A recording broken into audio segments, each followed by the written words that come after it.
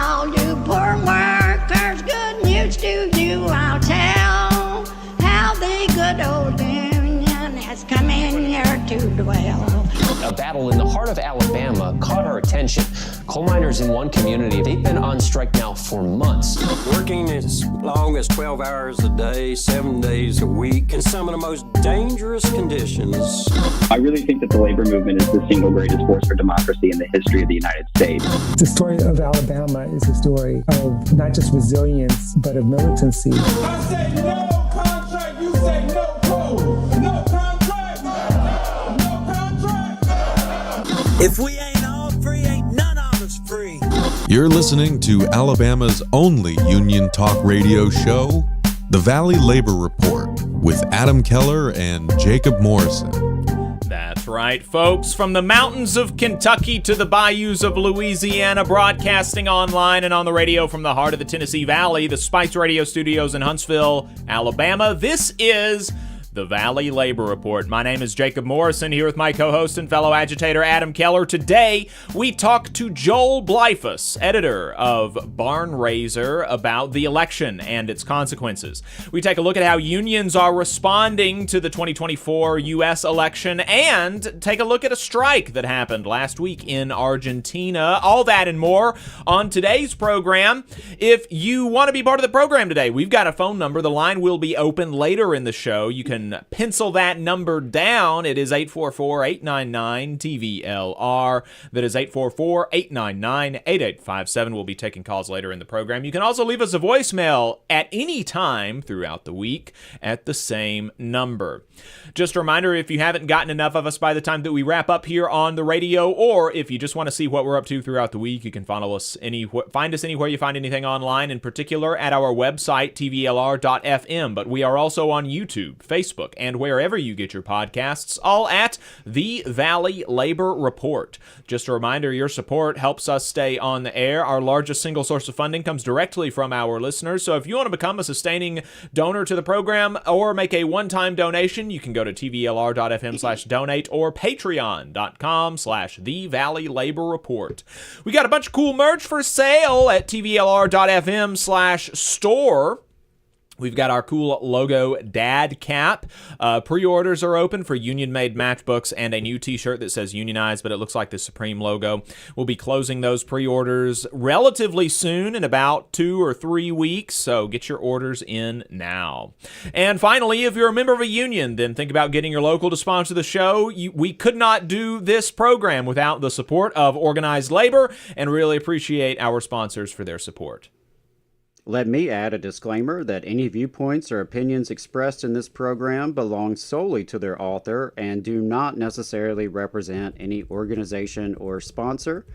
We welcome all of our listeners, whether you're on YouTube, Facebook, Unclaimed Mysteries Internet Radio, WVNN, WZZA, WHIV, WMMT, or through your favorite podcast app.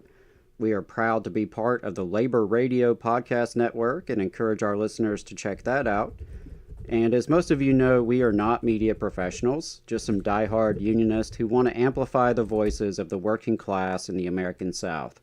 We're hoping this project can make a difference on that front, and we can't do it without you. So we want to thank everyone for tuning in, whether you're a loyal fan or first-time listener. We appreciate you spending some time with us today. Absolutely. And with that, let's jump right into last week in Southern labor. Here is what workers in the U.S. South and the American colonies were up to from November the 1st to the 8th. In new union campaigns, the employer filed a petition for a union election after a majority of the 148 workers at First Student, a school bus driving company in Zachary, Louisiana, demonstrated support for unionization with the Amalgamated Transit Union, ATU Local 1546. 10 workers at Compass Connections, a social work nonprofit in Los Fresnos, Texas, filed a petition to hold a union election with the Teamsters Local 657. 4 workers at Palm Garden of Port St. Lucie, a rehab facility in Port St. Lucie, Florida, filed a petition to hold a union election with 1199 SEIU United Healthcare Workers East. 7 workers at the Public Service Company of Oklahoma, a utility provider in Lawton, Oklahoma, filed a petition to hold a union election with an unnamed union in the NLRB's system. 7 workers at Hilton Hotels DC National Mall in Washington, D.C. filed a petition to hold a union election with the International Union of Operating Engineers, IUOE Local 99. 18 workers at Starbucks in Baton Rouge, Louisiana filed a petition to hold a union election with Starbucks Workers United, as did 16 workers at the Springfield, Missouri location. 64 workers at Evergreen Shipping Agency in Dallas, Texas filed a petition to hold a union election with the International Longshore and Warehouse Union, ILWU Local 63. 14 workers at Hospital General Castaner in Lares, Puerto Rico filed a petition to hold a union election with the Union General de Trabajadores Local 1199 and SEIU affiliate. In campaign updates, a judge has ordered a third election at the Bessemer, Alabama Amazon warehouse due to company violations of labor law, but both the union and the company are appealing the decision, with the company lying and saying that they did not break the law, and the union saying that without stronger remedies, simply mandating a third election will not change anything. In election results, 16 workers at Olsen Brothers Provac and $700 with Liberty. 16 workers at Olsen Brothers Provac in Manassas, Virginia, withdrew their petition for a union election with IUOE Local 77. 25 workers at United Cleanup Oak Ridge in Oak Ridge, Tennessee, voted 22-3 in favor of unionization with the Atomic Trades and Labor Council of the UFCW. 15 workers at Nail City Painting in Wheeling, West Virginia, voted 12-0 in favor of unionization with the International Union of Painters and Allied Trades, IUPAT, District Council 53. 21 workers at Frontier Strategies in San Antonio, Texas, voted 10-5 in favor of unionization with the Industrial, Technical, and Professional Employees Local 4873 and OPEIU affiliate. 15 workers at Pinhall Company in Austell, Georgia, voted 11-4 in favor of unionization with IUOE Local 926. 9 workers at Gulf States Fire Protection in Houston, Texas, voted 9-0 in favor of unionization with the Road Sprinkler Fitters Local 669, a UA affiliate. And 60 workers at the Sigma Network in Kansas City, Missouri, voted 35-16 in favor of unionization with the Teamsters Local 955. In settlements, grievances, and unfair labor practices, the NLRB is alleging Dallas Black Dance Theater violated federal labor law by maintaining unlawful work rules, threatening workers with discharge if they unionized, decreasing the length of the main dancers' summer contracts by approximately 2 weeks, and then promising to restore it in retaliation for union activity and to discourage union activity. The NLRB is seeking, among other remedies, making whole the unlawfully terminated workers for back pay, search for work expenses, and any financial harms they have received as a result of being unlawfully terminated. She also seeks training for managers and supervisors and employees on employee rights, rescinding the unlawful work rules, notice postings, and letters of apology. In strikes and bargaining updates, 27,000 educators and support staff who recently unionized with the Fairfax Education unions have a tentative agreement that the unions say, quote, would allow for region-leading employee compensation via salary and step increases, additional educator planning time, and continuation of an 8-hour teacher contract for special education teachers, and more. This in the Fairfax County Public School System. Members of UE Local 123 in Verona, Virginia, working for Daikin, held a public protest against alleged violations of the contract, specifically withholding raises. In political and legislative updates, a new report from the Department of Labor shows that nearly $70 billion has been approved for 98 multi-employer pension plans, whose 1.2 million participants faced reductions in retirement benefits averaging 41%. A huge benefit for retired working people from the Biden administration. Despite the largest ever mobilization by the labor movement on behalf of a presidential candidate, and despite the fact that union members are actually the only demographic which did not move towards Trump in this election, Donald Trump did win re-election to the presidency. Many national labor leaders responded, emphasizing the importance of the labor movement in the coming years in protecting the rights of working people, as they will undoubtedly come under assault. Liz Schuler, AFL-CIO president, said, "This result is a blow to every worker who depends on our elected leaders to fight for our jobs, our unions, and our contracts. Now we are faced with the reality of a second Donald Trump term. The Project 2025 agenda promises to dismantle labor unions because we are a pillar of democracy and a check on power. We've seen assaults on our fundamental rights before. In the days, months, and years ahead, labor's task will be to defend working people when it happens again." The Stagehands Union's president, Matthew Loeb, said the next 4 years will be about defending against political attempts to dismantle the rights won over the last century, as well as defending against attempts to further slant the economy towards billionaires and international corporations at the expense of working-class Americans. If we can't depend on our nation's laws to ensure workers have access to fair pay, sustainable benefits, and workplace protections, then we must enshrine them in our contracts. Solidarity is the only path forward. Federal Employees Union President, AFGE President Everett Kelly said, "Federal employees are sworn to uphold the law and the Constitution, and they will continue to do their jobs regardless of who sits in the White House. But our union will not stand by and let any political leader, regardless of their political affiliation, run roughshod over the Constitution and our laws."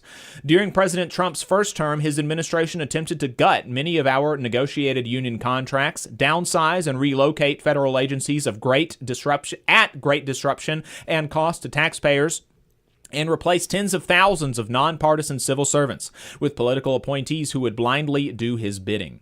Federal and D.C. government employees should be able to do their jobs without political interference, without violating their constitutional oath, and without breaking the law. And as their elected representative, we will do everything in our power to make sure that's possible. UAW President Shawn Fain said, "It's time for Washington, D.C. to put up or shut up, no matter the party, no matter the candidate. Will our government stand with the working class or keep doing the bidding of the billionaires? That's the question we face today, and that's the question we'll face tomorrow. The answer lies with us, no matter who's in office. If that's the question you're asking today, no matter who you voted for, sign up and join us at solidarity.uaw.org. The UE, United Electrical, Radio, and Machine Union, said, "This election has demonstrated once again that the current two-party system is incapable of uniting working people around a vision for progress. We reiterate the position taken by UE's General Executive Board in September. Quote, working people need an independent political organization to fight for our interests against the corrupt two-party system, and we call upon our locals and members, the rest of the labor movement, and our allies in other social movements to get serious about building a true political alternative, a labor party that can unite and speak for the working class." Nationwide, it's untrue that we saw a real decrease in voter turnout, despite some people believing that, including myself, because the currently tallied votes are less than what was totally tallied in 2020. In fact, total votes are expected to be approximately the same as we saw in 2020. And in many swing states, there was even a higher turnout. But in Alabama, we did, in fact, see a marked decrease in voter turnout. 58.5% voted, the lowest in 30 years.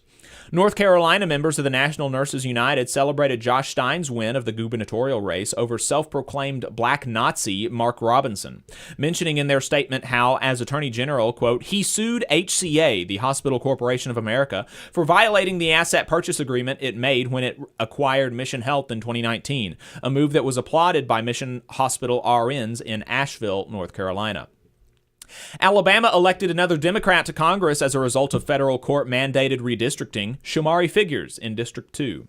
Despite Democrats shellacking nationwide, left-wing or liberal ballot measures won overwhelmingly, enshrining abortion rights into state constitutions, passing minimum wage increases, and mandatory paid vacation time. In Nashville, Tennessee, the transit improvement referendum overwhelmingly passed to fund Nashville's, quote, Choose How You Move $3.1 billion transit plan. The half-cent sales tax increase will expand transit service and job opportunities for ATU Local 1235 Nashville, Tennessee members.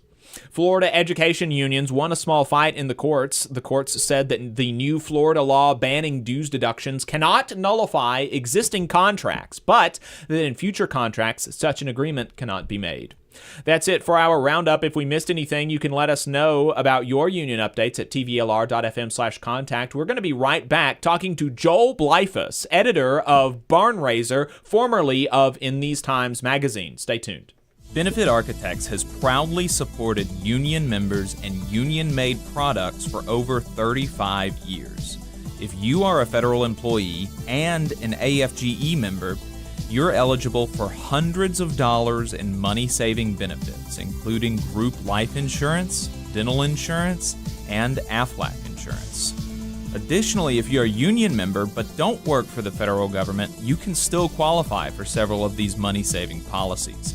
So give Tate Cure a call at 256-215-6769 for details and to enroll. Again, that is Tate Cure at 256-215-6769. In Alabama, more than 200,000 of our friends and family members are living without health care coverage. Often folks can't stay healthy enough even to keep their jobs. We can fix this. It's time for us to find a way to close the health care coverage gap so that people can remain at work. Let's make this a priority. Let's close this gap and cover Alabama. To learn more and how you can help, visit coveralabama.org. The attorneys at Maples, Tucker & Jacobs have stood with the working people of Alabama for over 40 years, providing skilled legal representation for your workplace injury claims. When you are injured on the job, it can be a scary time.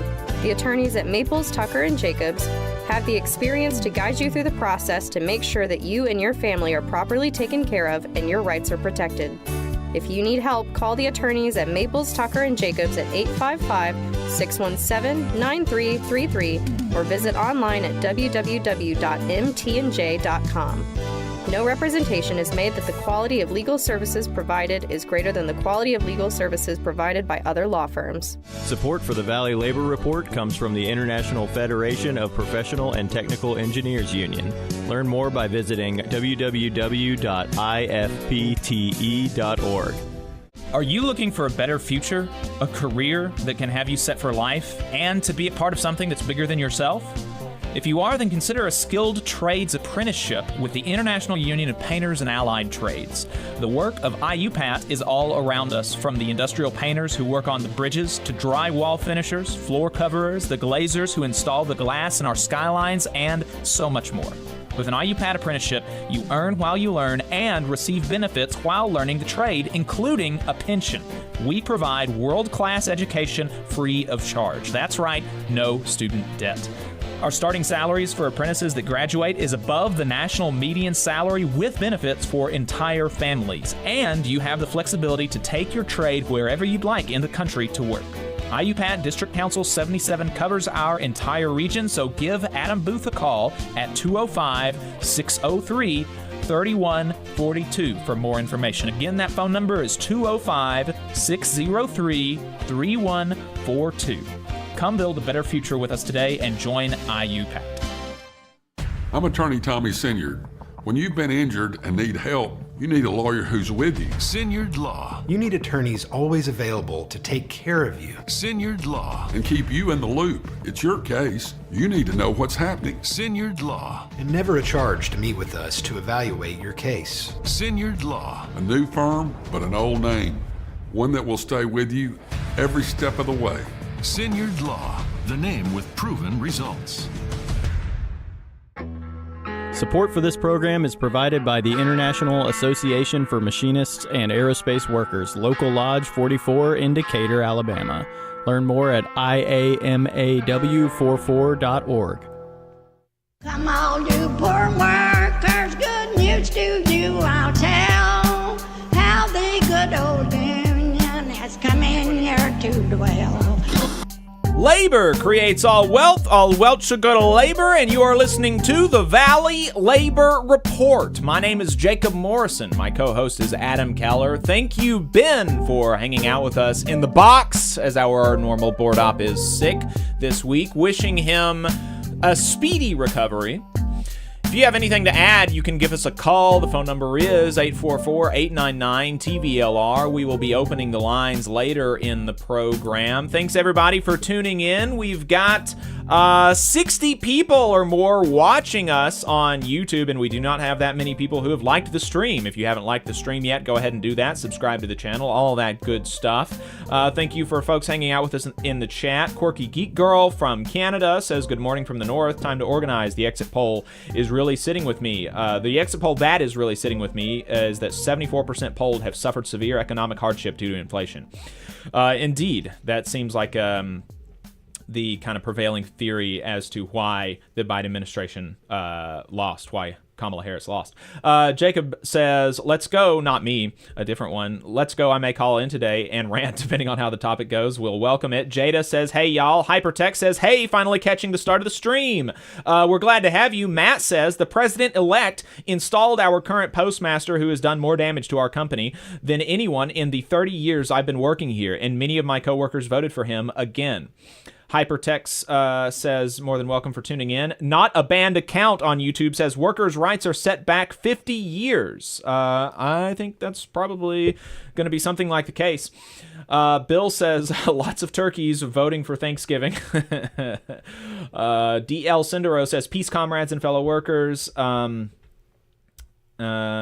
so there you go. 561 Enrique says, shout out from South Florida. Thanks for tuning in. Henry Dowling says, good morning, vote no, USPS, talking about the tentative agreement. Yes, that's what seems like a lot of people are saying. We've got Joel Bleifuss on the line. We're going to get to that in just a moment. We want to bring you this really quick story out of Argentina. Travel plans were disrupted for more than 1 million passengers in Argentina last week as transportation unions went on 24 to 36-hour strikes last week against the austerity measures of President Javier Milei. Over 1,800 trains and 260 flights were canceled. Milei has continued a program of cutting jobs and allowing wages to stagnate. This strike specifically is targeted at the government's plan to privatize the national airline Aerolínea Argentinas, as well as the government's continued proposing of cutbacks and the increased poverty levels that have resulted from Milei's policies. This is important because libertarians and right-wing types are pointing to Milei right now as an economic success, someone to base the United States economy on, including Elon Musk, who is posed to have a major role in the Trump administration. These American fans of Milei will point to declining inflation in Argentina as evidence of the success of Milei's political program. It is true that the rate of inflation is decreasing, although, as we know from the United States' situation, the effect of inflation is cumulative, and decreasing the rate of inflation does not end those cumulative effects. But even after Milei's massive overhauls to Argentina's economic policies, inflation remains at a monthly rate of 4%, which would obviously be significantly higher annually, something like 50%. Annually, right now, it is at 209% under Milei. It's the lowest in a few years, to be sure, but still extraordinarily and unsustainably high, whereas the U.S. annual inflation rate, which these types are, deriding, Elon Musk says inflation is too high. The United States inflation annual rate is right now at 2.4%.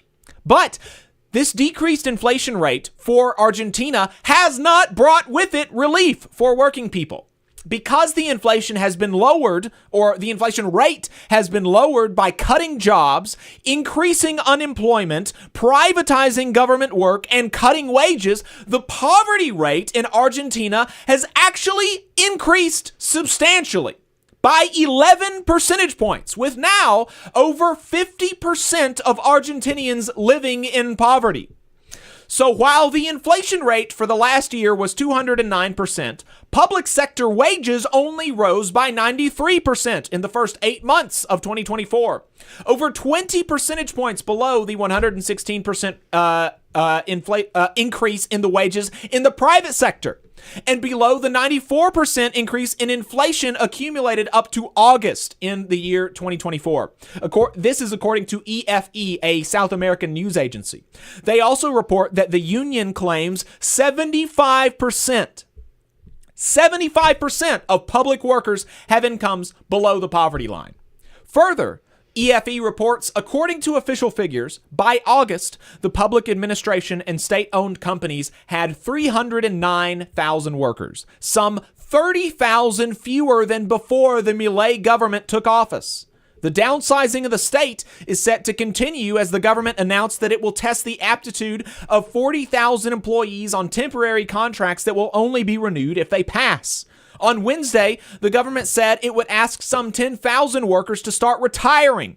The government's plans also include privatization of public companies, which is expected to affect over 100,000 workers. This is why the transportation unions are striking. A quote from the Buenos Aires Times: "A significant section of the population is having a hard time," says Pablo Moyana, a leader of the Confederación General de Trabajo, CGT, umbrella union group, Argentina's main labor federation. He said this to the local Radio 10 station. He said the strike also aimed to defend the sovereignty of Argentina's national transport sector and prevent state companies from being sold to foreign investors for a few bucks. Juan Pablo Gray, the leader of the Asociación Argentina de the airline workers union, said that the protest was not just for their workers. Quote, "We are fighting not only for sectoral issues, but for education, health, retirees, and for everything that this government is destroying," said Gray. Union leaders, staging a press conference late Wednesday night, warned the government that they were only just warming up and that further strikes would be coming down the line. With that update out of the way, we're going to bring on Joel Bleifuss. Joel Bleifuss is editor of Barn Raiser, which is a new outlet that publishes independent news, analysis, and information to support diverse, civically engaged, and dynamically connected rural and small-town communities. They champion the free exchange of public dialogue by bringing together underrepresented voices and perspectives on the intractable issues facing communities and policymakers, and seek to convene a space where big ideas and bold questions enliven local connections, where daring criticism, rational debate, and compassionate care will renew the social imagination to build common ground, encourage democratic participation, and inspire change. Joel Bleifuss was also at In These Times magazine for 30 years before leaving to found Barn Raiser. Joel, welcome to the Valley Labor Report. Thank you for taking the time. Glad to be here. Really glad to have you. So we gave a little bit of a, what Barn Raiser says about itself. We'll talk about Barn Raiser later in the program. We wanted to talk to you about the election. And so I guess the first question on the election is, why do you think that it went the way that it did? Well, I think the economy is the number one reason. You look at all the exit polls, and people who voted for Trump, they cited the economy and immigration as their two top issues. I think the Democratic Party is also somewhat to blame for running the kind of campaign it did. And I would add that the maybe the sort of the political class in this country is doesn't know how to campaign in rural areas or to reach working people. And I think that sort of the combination of a Democratic campaign with a bad message and then a bad campaign sort of together were sort of enough to guarantee that Trump victory. Right. I think that's kind of... Go ahead.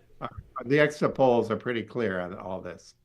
And I think you look at the union movement in Wisconsin, 50%, more than 50% of union members voted for Trump. Is that really the case? It's like 51%, yeah, according to the exit polls. And union members made up 20% of the electorate in Wisconsin. Wow. And so I think this also is sort of a message for organized labor, and especially sort of a Washington-centric labor approach. And so I think that both the Democratic Party and sort of labor leadership have to take a long, hard look at this campaign and where the money that they poured into it went to. Yeah, I think that's true. That the economic, the economy being the reason for the election, I think that is really emerging as kind of the answer that most people are landing on. And it does seem like, this is affecting incumbent parties and politicians across the world, really. With one notable exception being Mexico, where the Socialist Party there, Morena, actually increased its vote share after winning in 2018, which is interesting. And I think that the analysis that I think a lot of people would have about that is that, Mexico really is undergoing something akin to a New Deal style reformation of the economy in favor of working people, to the benefit of working people, whereas regardless of official political affiliation, whether they're liberal, conservative, centrist, whatever, other governments in the Western world are nibbling at the edges, kind of at best. That is interesting about Wisconsin. My understanding is that nationwide, union members were the only demographic, basically, to not move towards Donald Trump. So I wonder what the union vote in Wisconsin was in 2020. I think that's understandable, that and it shows. I wasn't sort of blaming labor at all for the loss, but I think it just shows the amount of work that has to be done in the labor movement itself to increase the vote of its members. That maybe includes a different kind of look at political education, perhaps, instead of spending lots of money on TV ads, investing more in creating labor community coalitions in states and communities, things like that. So I think the strategies can be re-examined, maybe. Right, and something that we've been, off and on over the years, consistently kind of ringing the bell about it is, the importance of building up independent worker and labor focused media. The right has this whole propagandistic ecosystem, right? And there's just not really the same kind of thing on the left. There are similar types of things for Democrats, with MSNBC and to a certain extent CNN, but there's not like a left-wing labor type of equivalent to what they have on the real radical right. And for just, I always, every time I see the PAC expenditures from labor, a tear goes down my face, because I'm like, if you gave the labor radio stations, if you gave outlets like yours, a fraction of the money that you spent developing these TV ads and sending them out, imagine what could be done and what could be done in a sustainable, ongoing way, right? I think when looking at the TV ads, I think that there's also something that most people don't realize. Of the hundreds and hundreds of millions of dollars that the Harris-Walz campaign spent on television ads, 15% of that money that's paid to the TV stations for those ads goes to the consultants as their fees on average. And so there's this political group of political consultants tightly connected to the Washington Democratic establishment that every election year makes millions of dollars running television ads rather than, say, investing in community groups or long-term organizing, things like that. And I think that the Democratic Party has to totally rethink how it spends its money in elections, and that it invests for the long term rather than the short. Right. And so now that Trump has been elected, he will be inaugurated in January, and we'll have a second Trump administration. What are some of the top line items that you are anticipating as the as what this is going to mean for particularly workers and unions in rural America and in the South. But any broader than that, that you're interested in talking about, but particularly for those communities. Well, I think on day one, he'll replace the NLRB, and if not replace it, incapacitate it. So that's going to happen immediately, I think. And with the NLRB, without its support, who knows what's going to happen to labor law and what can happen. There won't be any recourse. So I think that's a major concern. We look at Bezos, made friendly with Trump by not endorsing him in the Washington Post before the election. I think what does this do for the sort of Amazon workers to have a president who's beholden to Bezos and Amazon? The post office is a big issue too, especially for rural folks. Is it going to continue sort of as it was going in the last Trump administration, where there was all this attempts to turn over postal office functions to private companies? And then industrial policy. I think that it's really understandable, looking in the Rust Belt in the Midwest, why many union members are skeptical of Democrats. If you look what happened in the 90s with NAFTA and the sort of destruction of industrial infrastructure in this country, whole communities were sort of impoverished, and there's a lingering effect of that that you see everywhere along what's called the Rust Belt, but post-industrial the United States, and I would gather similarly in areas of Alabama. So you had a few different things, and I want to talk about the post office and the industrial policy part for a second. And let's start with the post office, because our online, our main audience is the radio. I don't think that the people who listen to us online kind of recognize that. We're on 4 radio stations. There are tens of thousands of people that hear us on the radio across 3 states and in 4 cities.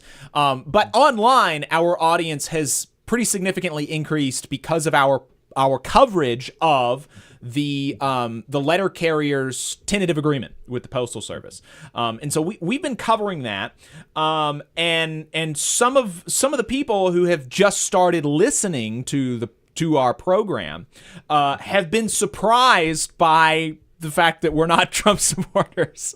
For some reason, I don't know why, but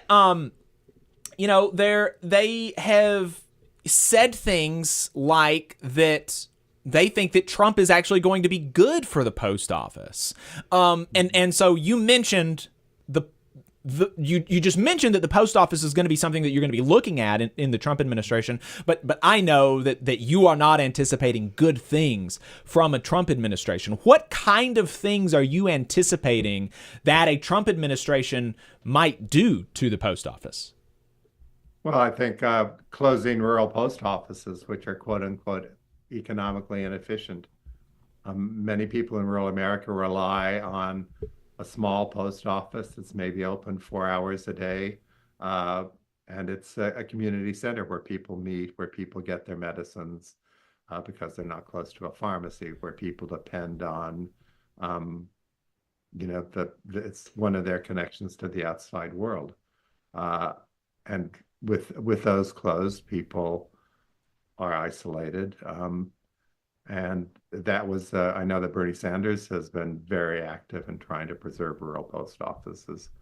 And I think that the sort of the degradation of postal service is likely to continue under Trump.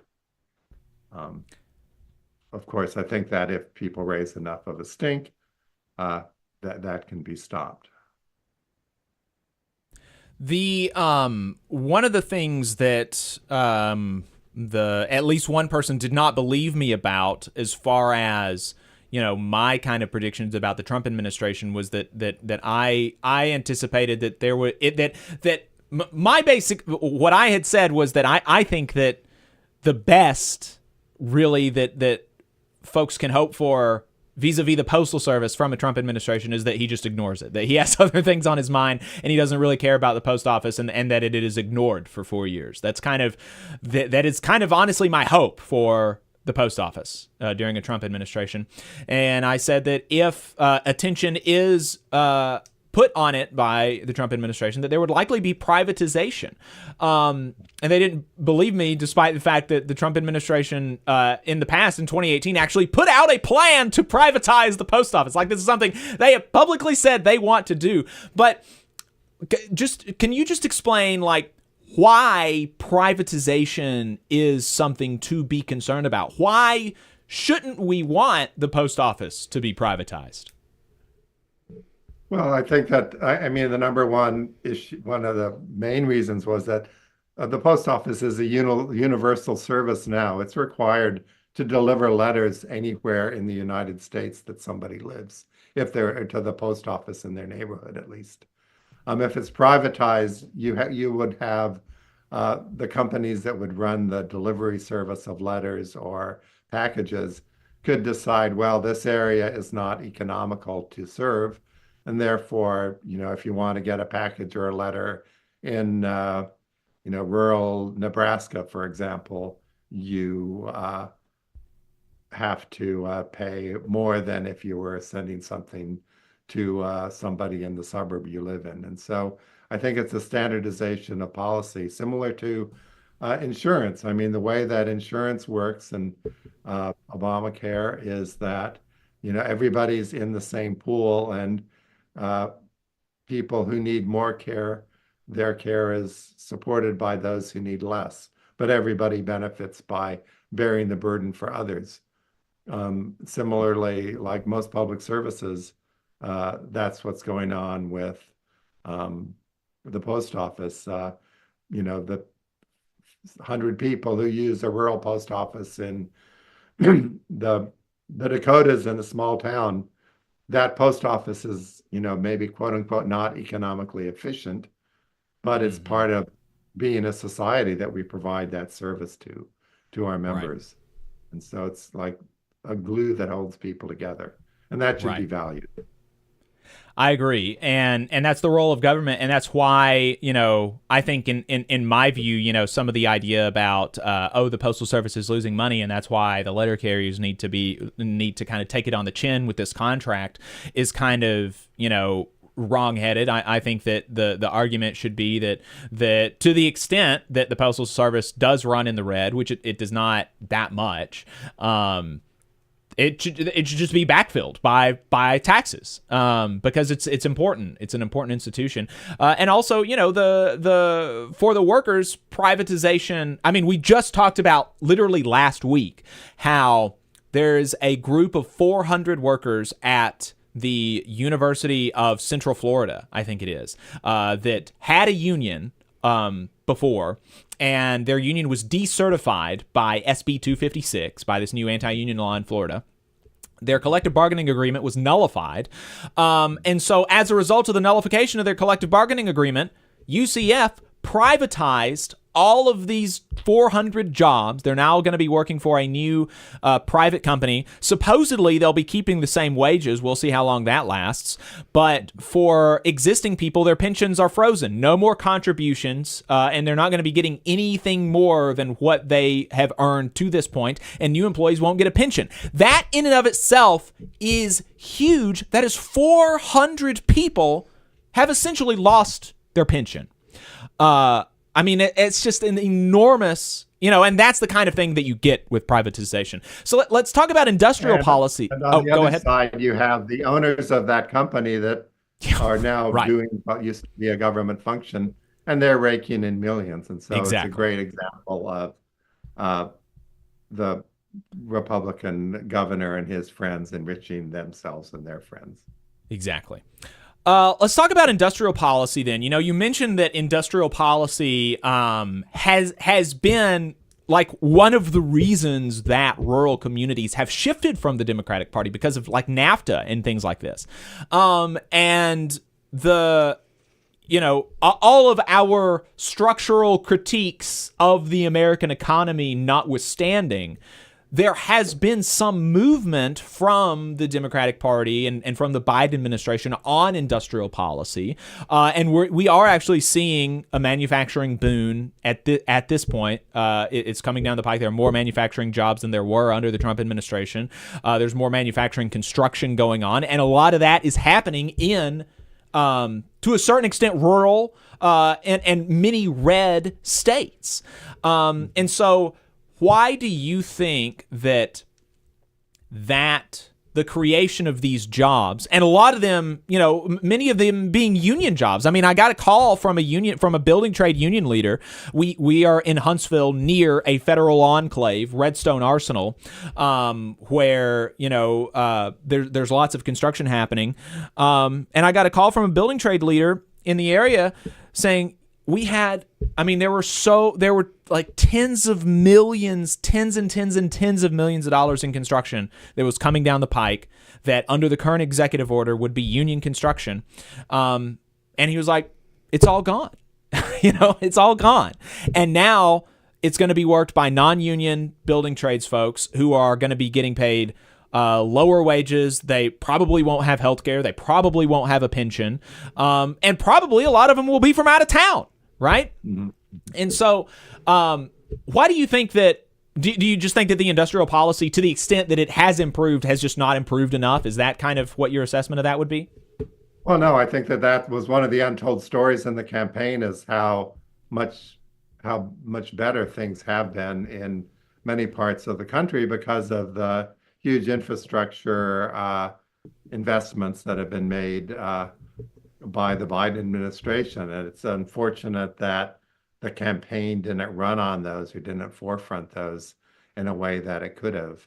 And I think that, again, this gets back to, well, what story are we telling the American people about life in the United States? And I think it was a tactical mistake to put all the talk in the campaign toward the end on abortion and on democracy. If you look at the exit polls, and 70% of Americans pretty much across the board support a woman's right to reproductive health.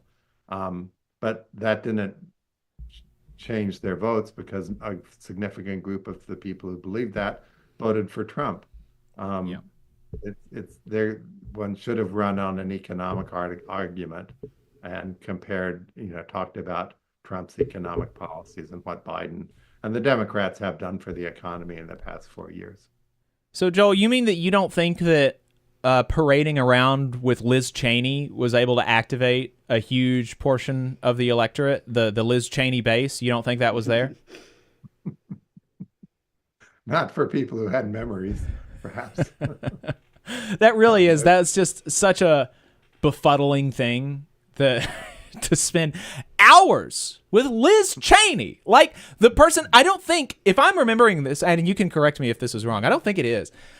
I don't think that there was an incumbent that has ever lost a primary election as bad as Liz Cheney did. Like, there's not a base for this. Nobody cares. In her home state.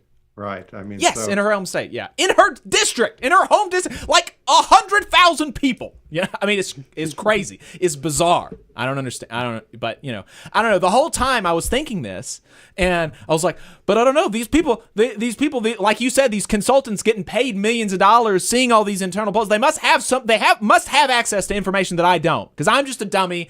I don't make millions of dollars to consult presidential campaigns. Maybe they know something that I don't, and they didn't. I don't know. It's frustrating. And you also look at the responsibility of her father in the Afghan war, and how unpopular that was, and how Trump has been running on that as he ran on that as one of his issues, is this foreign intervention. And right. It made no sense. I mean, it was a strategic ploy to try to supposedly win over suburban women voters, but it didn't work. So, with all of this, with this coming down the pike, the NLRB, potentially some really bad ramifications for the post office, particularly for rural communities, and potentially, a rolling back of some of this positive. Again, we've got structural critiques of the economy that we can talk about, and we can talk about all day. But I was talking to Adam this morning.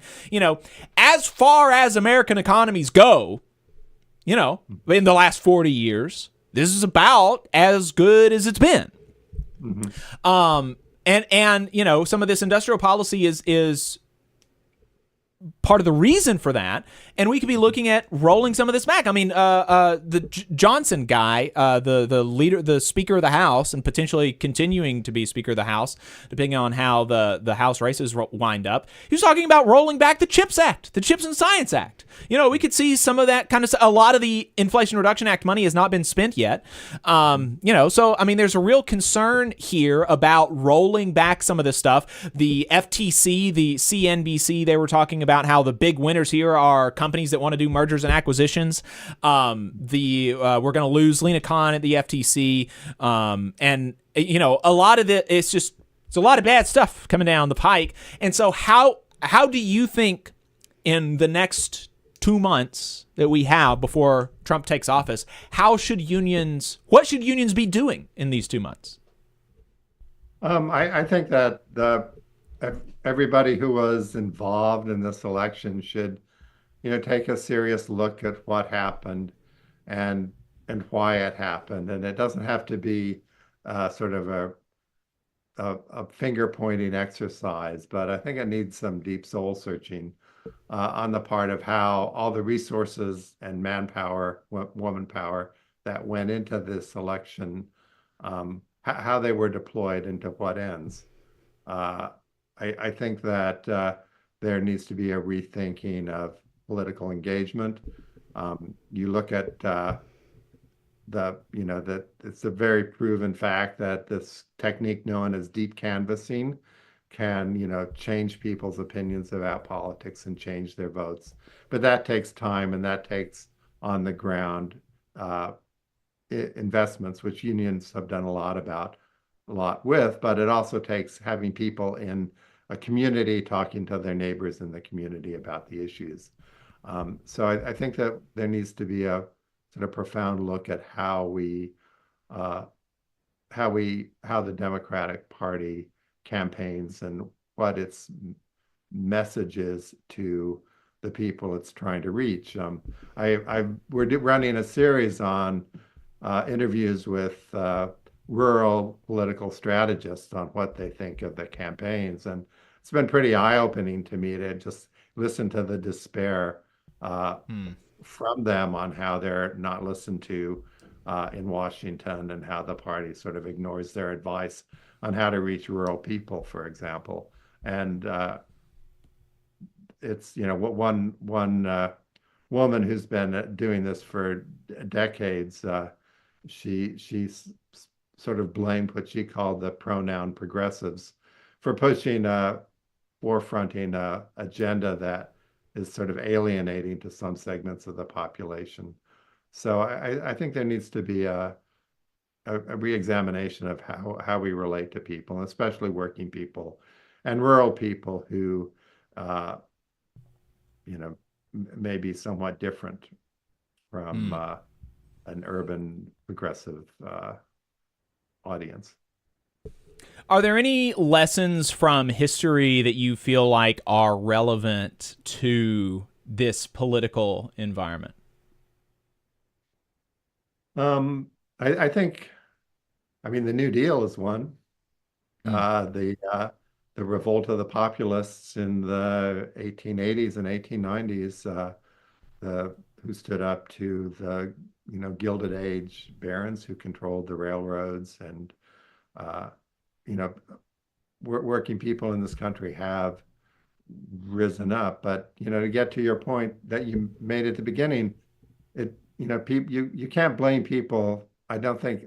I think people vote on the information they're given, and how they understand the world. And as you said at the beginning, there isn't labor and labor issues are not given the type of coverage they should or the support they should in the media.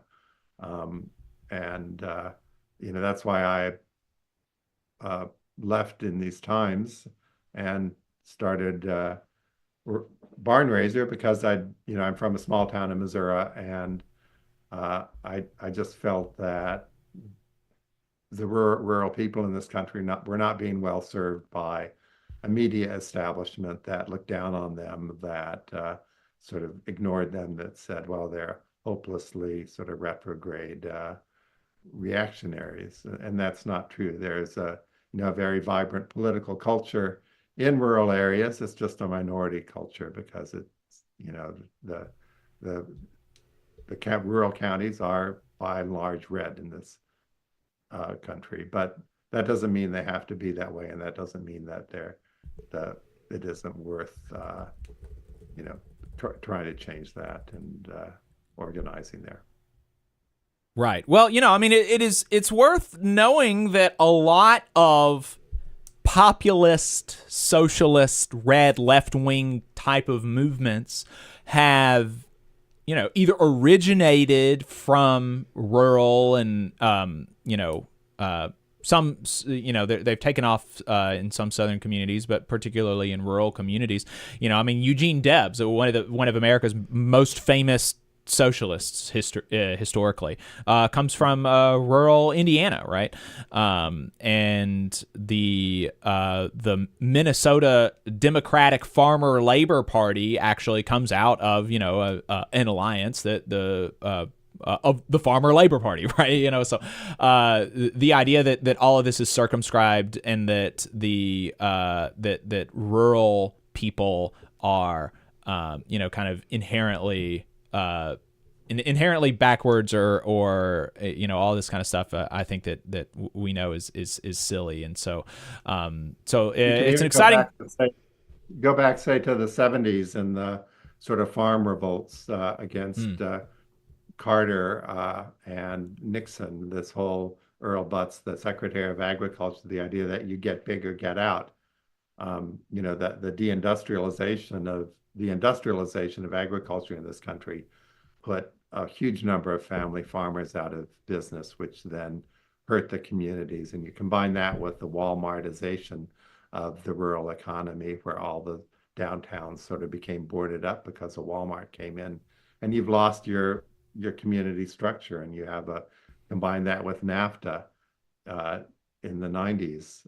It's just one cumulative loss of economic power in rural and small town communities.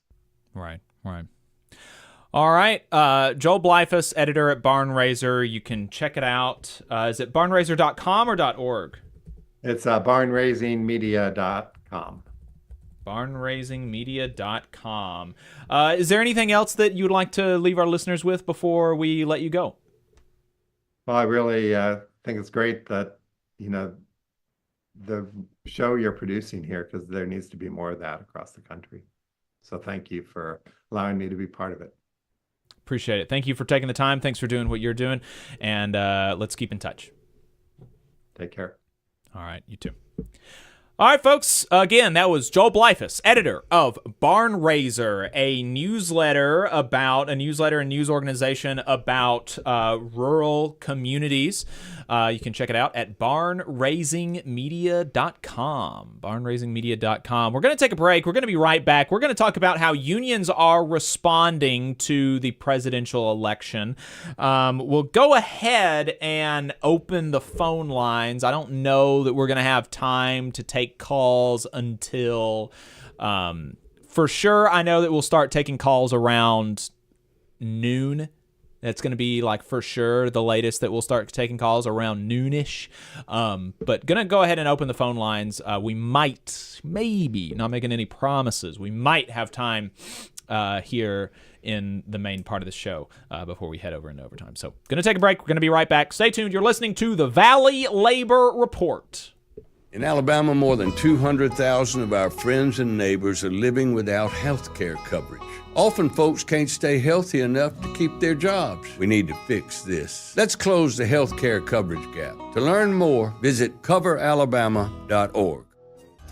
Support for this program also comes from the Iron Workers, Local 477. So if you are looking for contractors with lower than average EMR and TRIR, they tell me that if you need to know what those mean, then you will. Or if you need to supplement a workforce at any level for any amount of time, short or long term, if you need iron workers that come trained and certified at no extra cost, or if you need workers from superintendent down to general laborer, and you're looking to start work on a project, or you're unhappy with your current contractor situation, you need to call my friend Jeb Miles with the Iron Workers Local 477. They only work with the best in the business, vetted contractors, and can do all kinds of jobs, from roofing to steel and bridge erection, from welding to heavy rigging, from structural repairs to machinery alignment, and much more. They supply manpower on 4 of the 5 largest projects in North Alabama, so you know they're legit.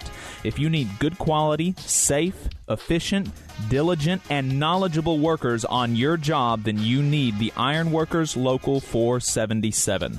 Call Jeb Miles at 256-383-3334 or via email at local477@bellsouth.net, and make sure you tell them that you heard about them on the Valley Labor Report. We're the nurses, firefighters, and claims representatives that help keep our government services running. We respond to natural disasters. We care for our nation's veterans, and we investigate discrimination in the workplace. We are federal and D.C. government workers, and we are proud to serve the American people. Working in more than 70 agencies across the government, we know we can fulfill our mission because our union has our back. Learn more at afge.org. Paid for by the American Federation of Government Employees, AFL-CIO. The Laborers International Union of North America, Local 366, is proudly recruiting North Alabama workers to work construction and nuclear plant maintenance. If you're interested, please contact Donna at their training center to start the process. That phone number is 256-415-7452. Again, that phone number is 256-415-7452. No experience is needed. Free training is offered, but you must be able to pass a background check and a drug test. Local hiring that grows our community with good-paying jobs that have benefits is their mission. Live better, work union, Local 366, feel the power. Support for this program also comes from the Mid-South Council of Retail, Wholesale, and Department Store Union. Learn more at rwdsu.info. I'm Attorney Tommy Sinyard. When you've been injured and need help, you need a lawyer who's with you. Sinyard Law. You need attorneys always available to take care of you. Sinyard Law. And keep you in the loop. It's your case. You need to know what's happening. Sinyard Law. And never a charge to meet with us to evaluate your case. Sinyard Law. A new firm, but an old name. One that will stay with you every step of the way. Sinyard Law. The name with proven results. Since 1889, the National Association of Letter Carriers has protected the rights of city carriers as they deliver the mail and offer support for their community. The Alabama State Association of Letter Carriers makes their legislative voices heard when it comes to issues involving the U.S. Postal Service and the working members of the union. The National Association of Letter Carriers has been longtime supporters of the Muscular Dystrophy Association and the Stamp Out Hunger Food Drive. This message is sponsored by the Alabama Association of Letter Carriers. To learn more, visit NALC.org.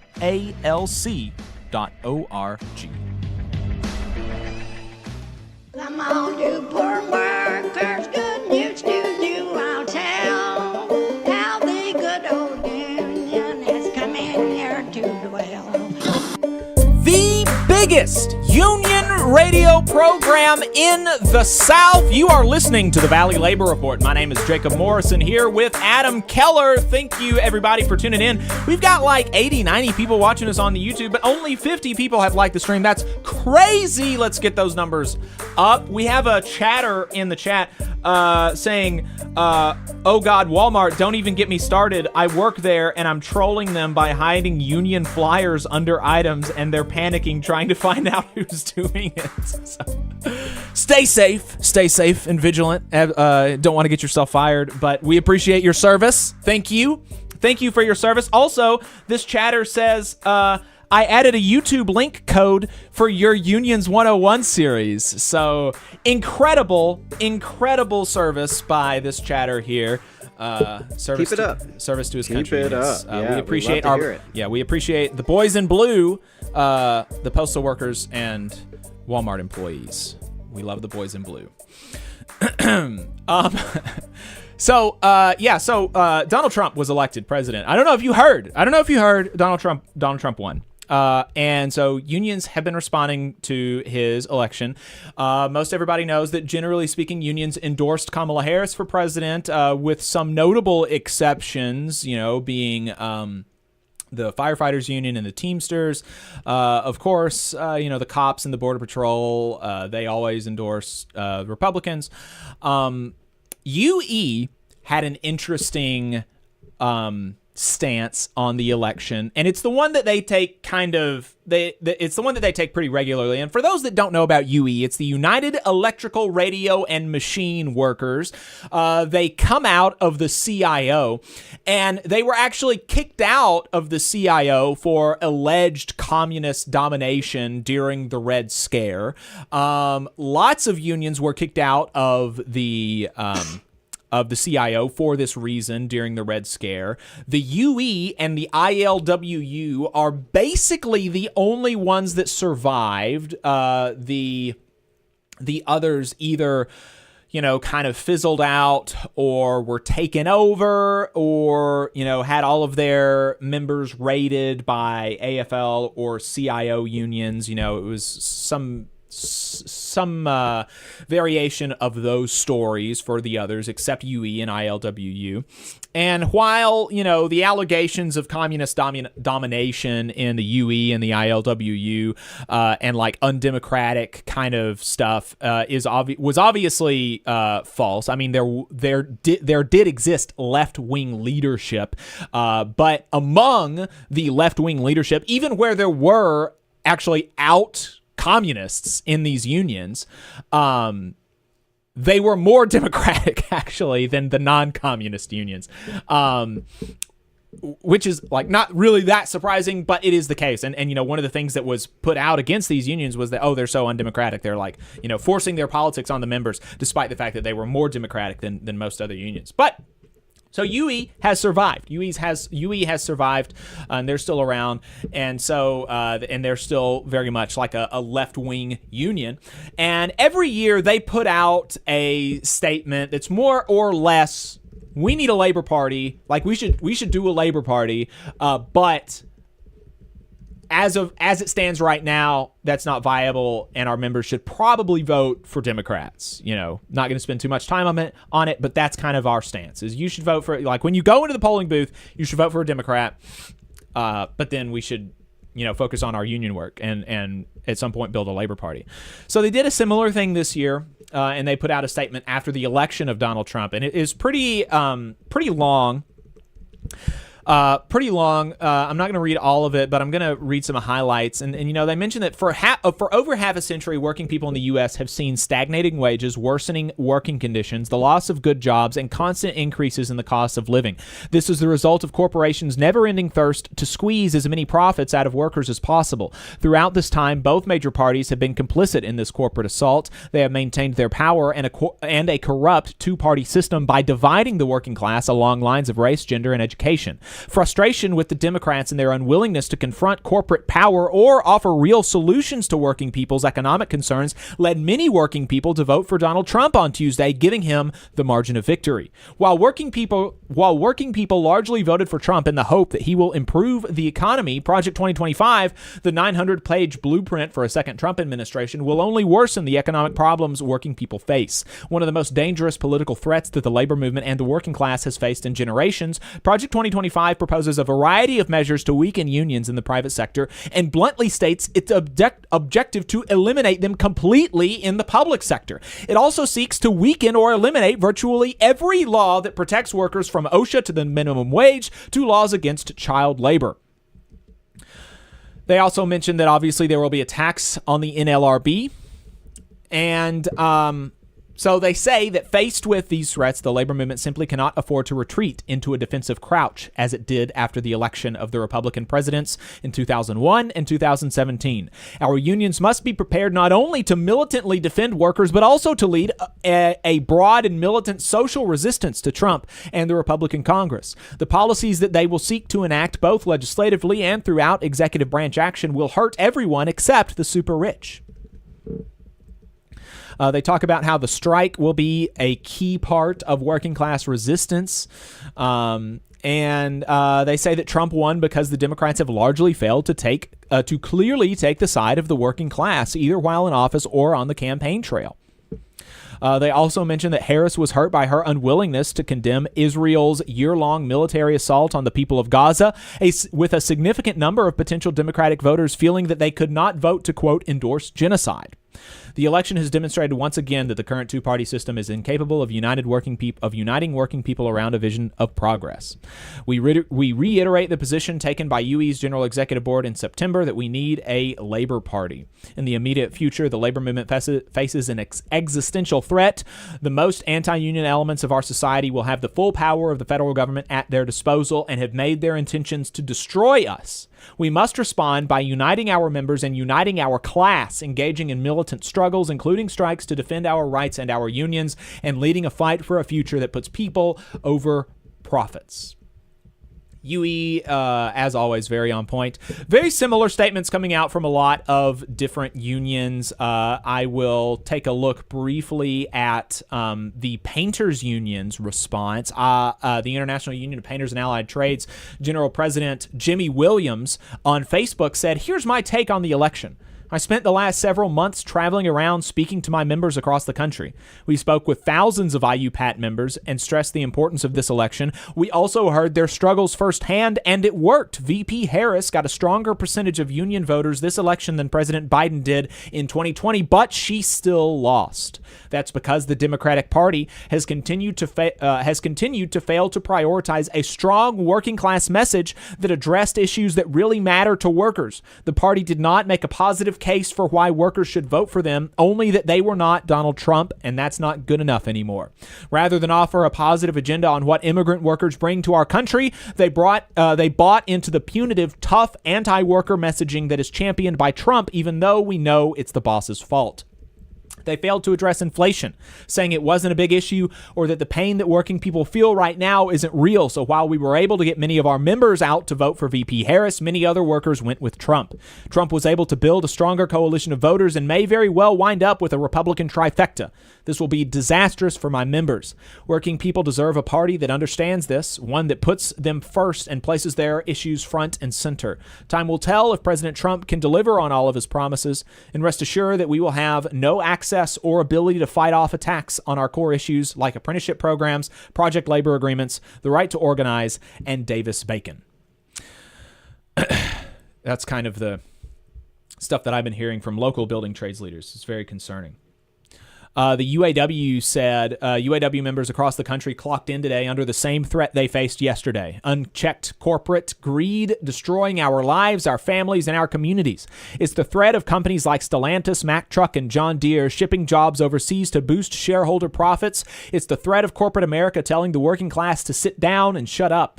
We've said all along that no matter who is in the White House, our fight remains the same. The fight to fix our broken trade laws like the USMCA continues. The fight for good union union jobs and U.S. leadership in the emerging battery industry continues. The fight for a secure retirement for everyone in this country continues. The fight for a living wage, affordable health care, and time for our family continues. Bernie had a very similar message to the unions, saying it should come as no great surprise that the Democratic Party, which has abandoned the working class, would find that the working class has abandoned them. First, it was the white working class, and now it is Latino and black workers as well. While the Democratic Party defends the status quo, the American people are angry and want change, and they're right.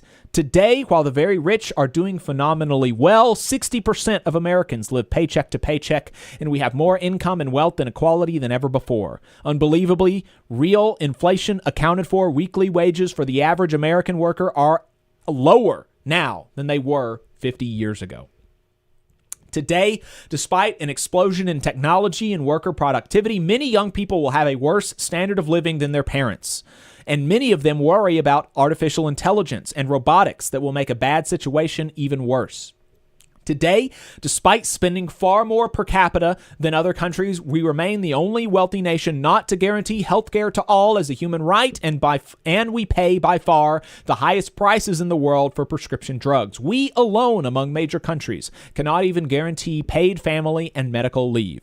Today, despite strong opposition from a majority of Americans, we continue to spend billions funding the extremist Netanyahu government's all-out war against the Palestinian people, which has led to the horrific humanitarian disaster of mass malnutrition and the starvation of thousands of children. Will the big money interests and well-paid consultants who control the Democratic Party learn any real lessons from this disastrous campaign? Will they understand the pain and political alienation that tens of millions of Americans are experiencing? Do they have any ideas as to how we can take on the increasingly powerful oligarchy which has so much economic and political power? Probably not. In the coming weeks and months, those of us concerned about grassroots democracy and economic justice need to have some very serious political discussions. And so, let's juxtapose that with this clip from CNBC.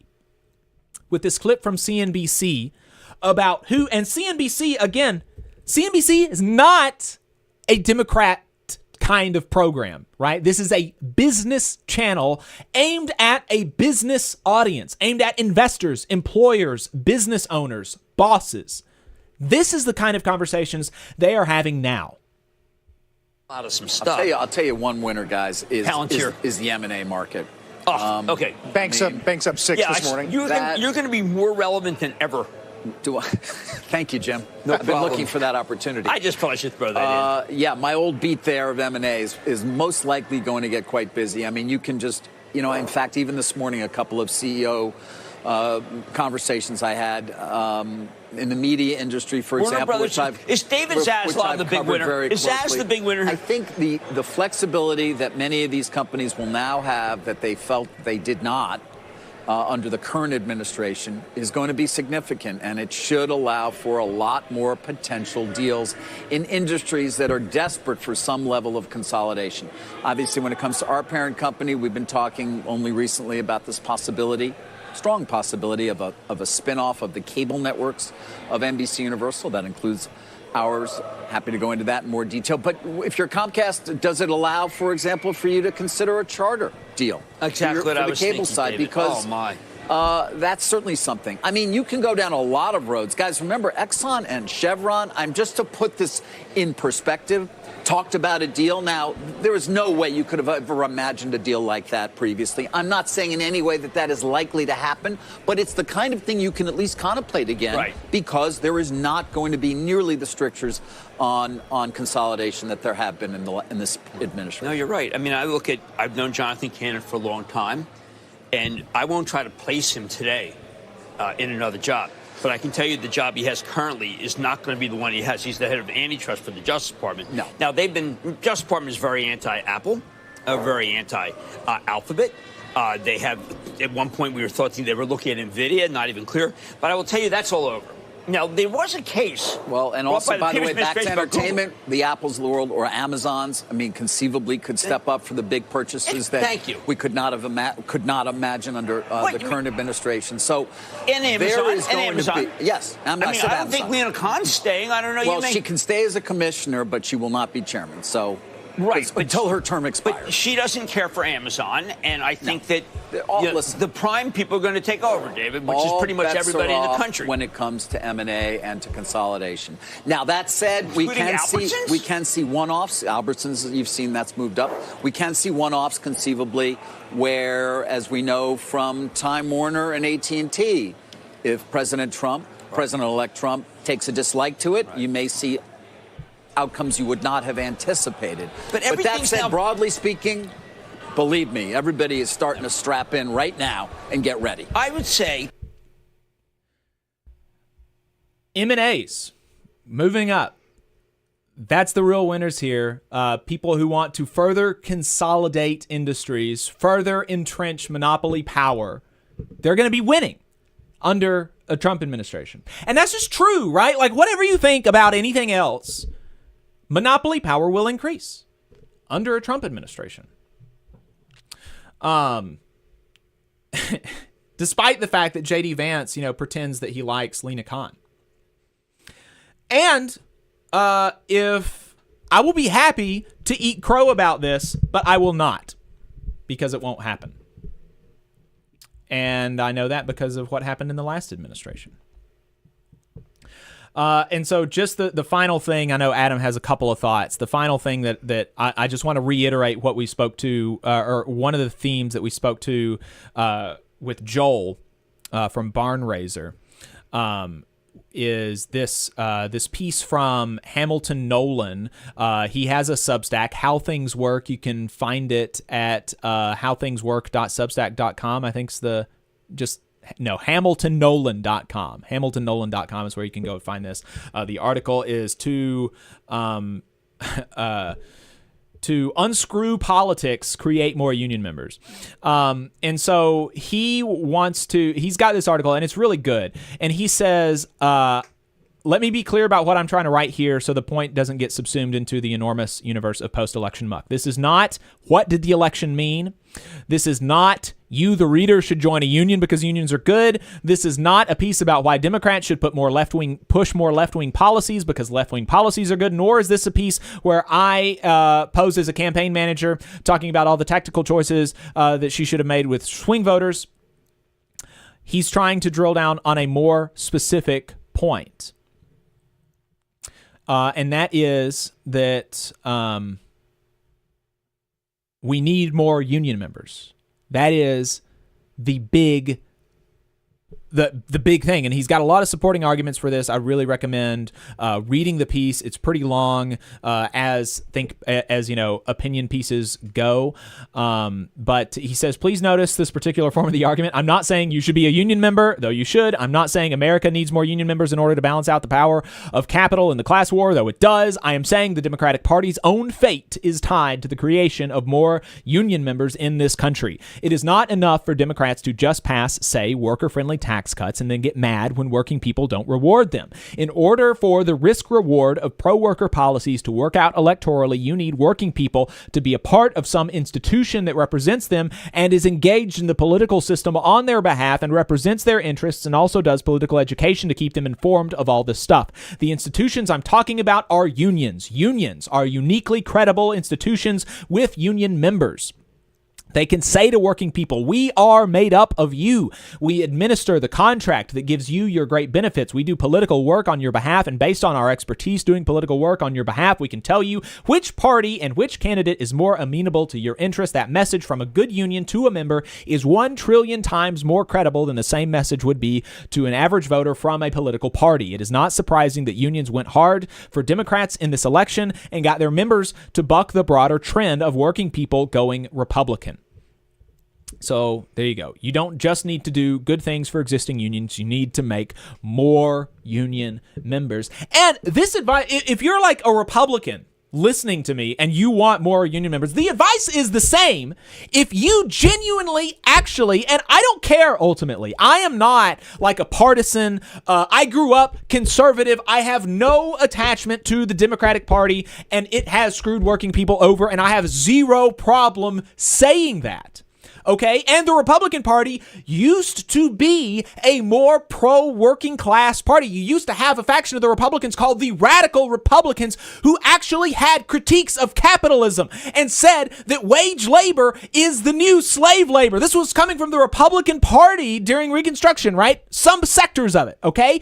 So, look, if you're in the Republican Party for some reason and you want to make the economy better for working people and you want unions to be empowered, the advice is the same for you, but I don't have that kind of faith in the institution. So as we're wrapping up, we're not going to have time for calls in the first half of the program. We got a whole second half of the program. We'll take calls at about noon o'clock. So I'm sorry. I see we have a caller. Not going to have time for it.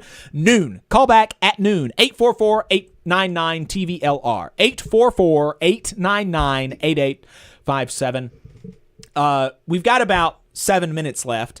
Adam, what is your reaction to the election and to unions' response to it?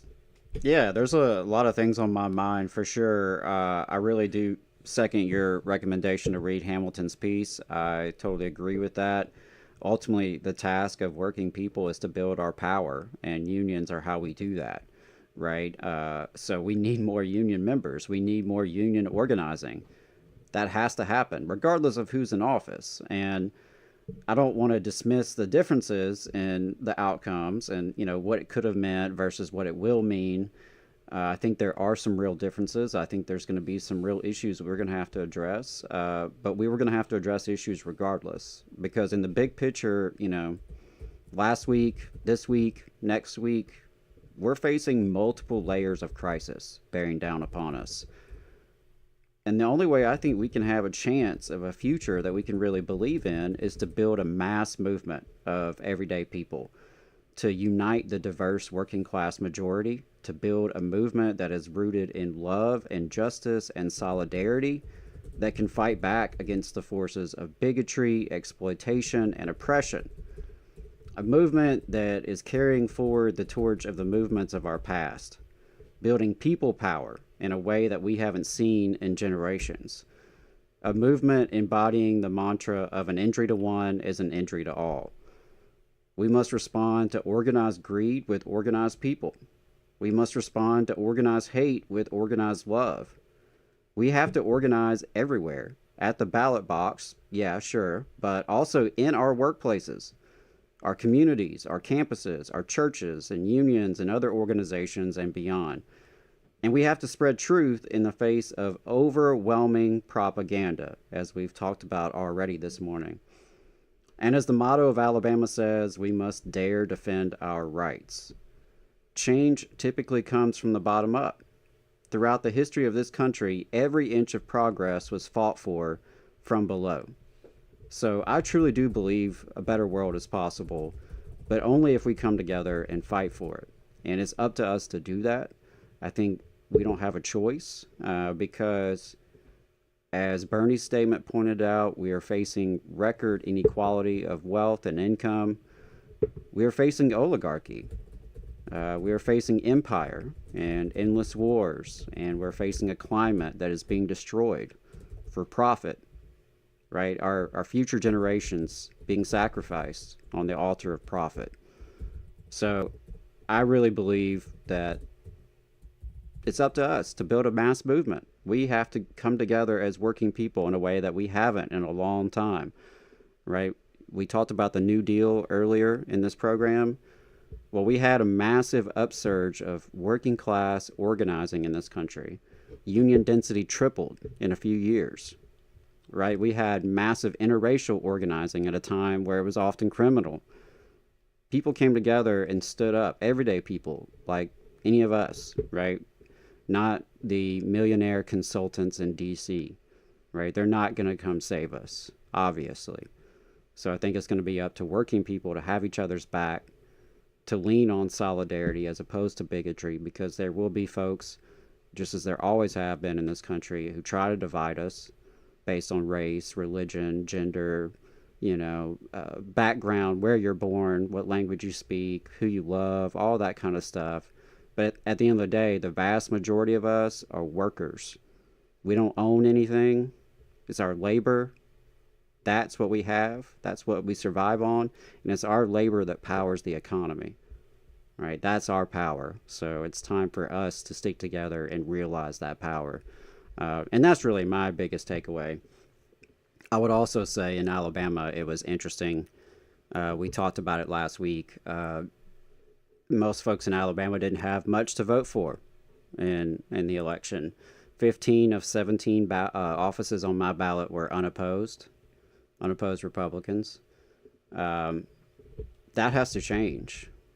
I don't think that's healthy when there's no competition for offices, regardless of party. That's not helpful. Working people deserve candidates who are of and by and for the working class. I mean, we deserve a lot better than what we're getting. That's for sure. Yep. That's going to be it for the first half of our program. We got a whole second half lined up for you. It's going to be great. We're going to talk about Boeing. We're going to talk about the new contract they got at Boeing. They ratified it. We're going to be talking about Matt Bruenig pummeling Bloomberg. That's fun. Going to be talking to a striking therapist in California. Excited for that conversation. Yeah. Going to be taking a look at some dumb libs. We're going to be talking about the libs, folks. The libs are not doing good. They're not sending their best. We're going to take a look at some of their reactions to the union, specifically their reaction to unions' reactions. And it's not good, folks. It's not good. The libs, there's something wrong with them. And then we'll take calls. 844-899-TVLR, 844-899-8857. You've been listening to the Valley Labor Report. Thank you so much for your time. We'll see you next week if you don't stay with us for the second half of the show. All right, folks, we're off the radio. Thanks for staying tuned. So like I said, we got a great second half of the show for you. We're going to take a break really quick. Going to get some water, stuff like that. Then we're going to talk about Boeing. We're going to talk about lots of other stuff. Stay tuned. You're listening to the Valley Labor Report. Don't go anywhere. All that good stuff.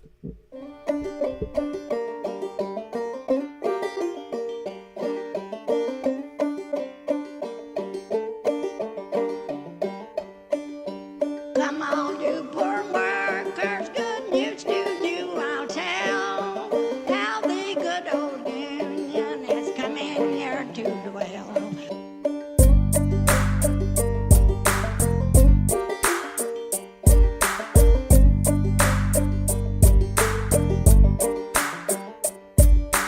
Go to Harlan County, there is no neutral there. You'll either be a union man or a thug party age player. Which side are you on? Which side are you on? Which side are you on?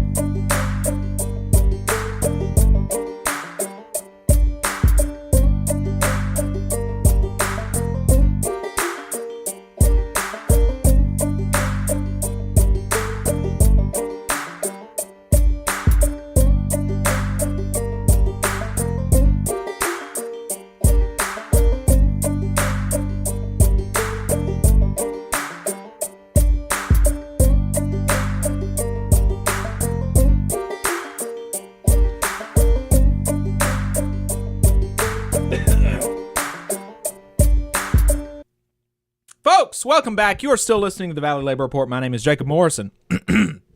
Hey, if you're listening to us as a podcast, give us a 5-star rating, folks. Give us a 5-star rating wherever you're listening, and do that. That way other people can see us. That way we get recommended on the podcast feeds and stuff like that. You know, we say this occasionally, but amazingly, we are like either the number one or it's like the number 2 most highly rated and most rated. Like we have both the most ratings, and our ratings are the highest among like news podcasts in Alabama, which is crazy. Right? That's bonkers. We're either like number 1 or number 2 on Spotify among Alabama news podcasts. That's bonkers. We are like in the top 5 on Apple Podcasts. So we got to get those numbers up. Like us on the podcast feed, stuff like that. I said we weren't going to take calls until noon, but we've got this guy on the line. So let's go ahead and take this call since we got him on the line. We can do these other segments later. 314 area code. Calling from a 314 area code. What's your name and where are you calling from? My name is Mustafa. I'm calling from St. Louis, Missouri. From St. Louis. What's on your mind? Well, obviously, the issue you've been having for the last 2 episodes about the tentative agreement between the NLC and the United States Postal Service. Yeah. Brian Renfro he brought a shame to the NLC when he put that tentative agreement in our face. So if he's so anxious to get us to vote yes on that 1.3 pay raise, I have a suggestion for him. How about we keep our union dues to ourselves, and he keep that 1.3 to himself, and we call it even. For him to call us brother and sisters, you don't do that to a family. You don't screw family over. That's one thing. Number 2 is, I'm going to a branch meeting on the 14th in our area, branch 343. I'm not speaking on behalf of the union, nor my branch, nor my postal service. I'm just speaking on behalf of myself. When I go down to the branch meeting on the 14th of November, I will be making a motion in front of the board to remove Brian Renfro for negligence of his duty and to appoint my 6-year-old daughter. I bet you $100 she will do a better job negotiating our new contract. Well, there you go. Let us know how that goes. Let us know how that goes. Call us back. After that, call us back. And for real though, really do appreciate your call and appreciate your passion. Yeah, the only thing that I would say to that, understand the passion, understand the frustration, and I am interested in how that motion goes.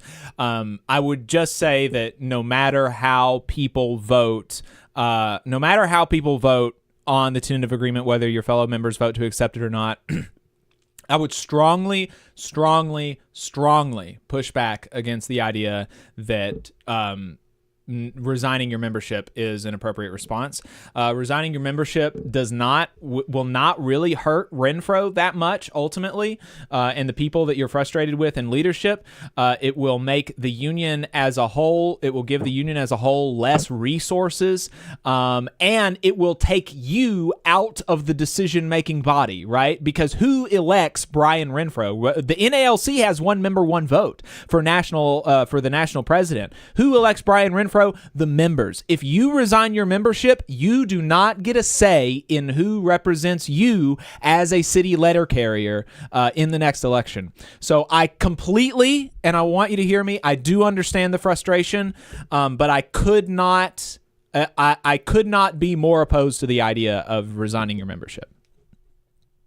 You know, the only reason I said resigning my membership is just as him using a scare tactic when he said if we go to arbitration, we might lose everything. I was just being sarcastic about losing my membership. There is no way I would lose, over him. He's not even worth it. There you go. Well, I appreciate it. That was that's a scare tactic. There you go. He's using scare tactics. You'll use scare tactics. We might lose everything.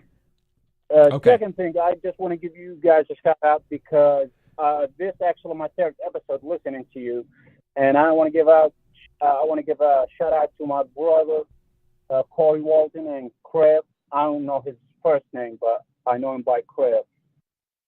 He's very informative. I've been listening to his podcast, watching his video on YouTube.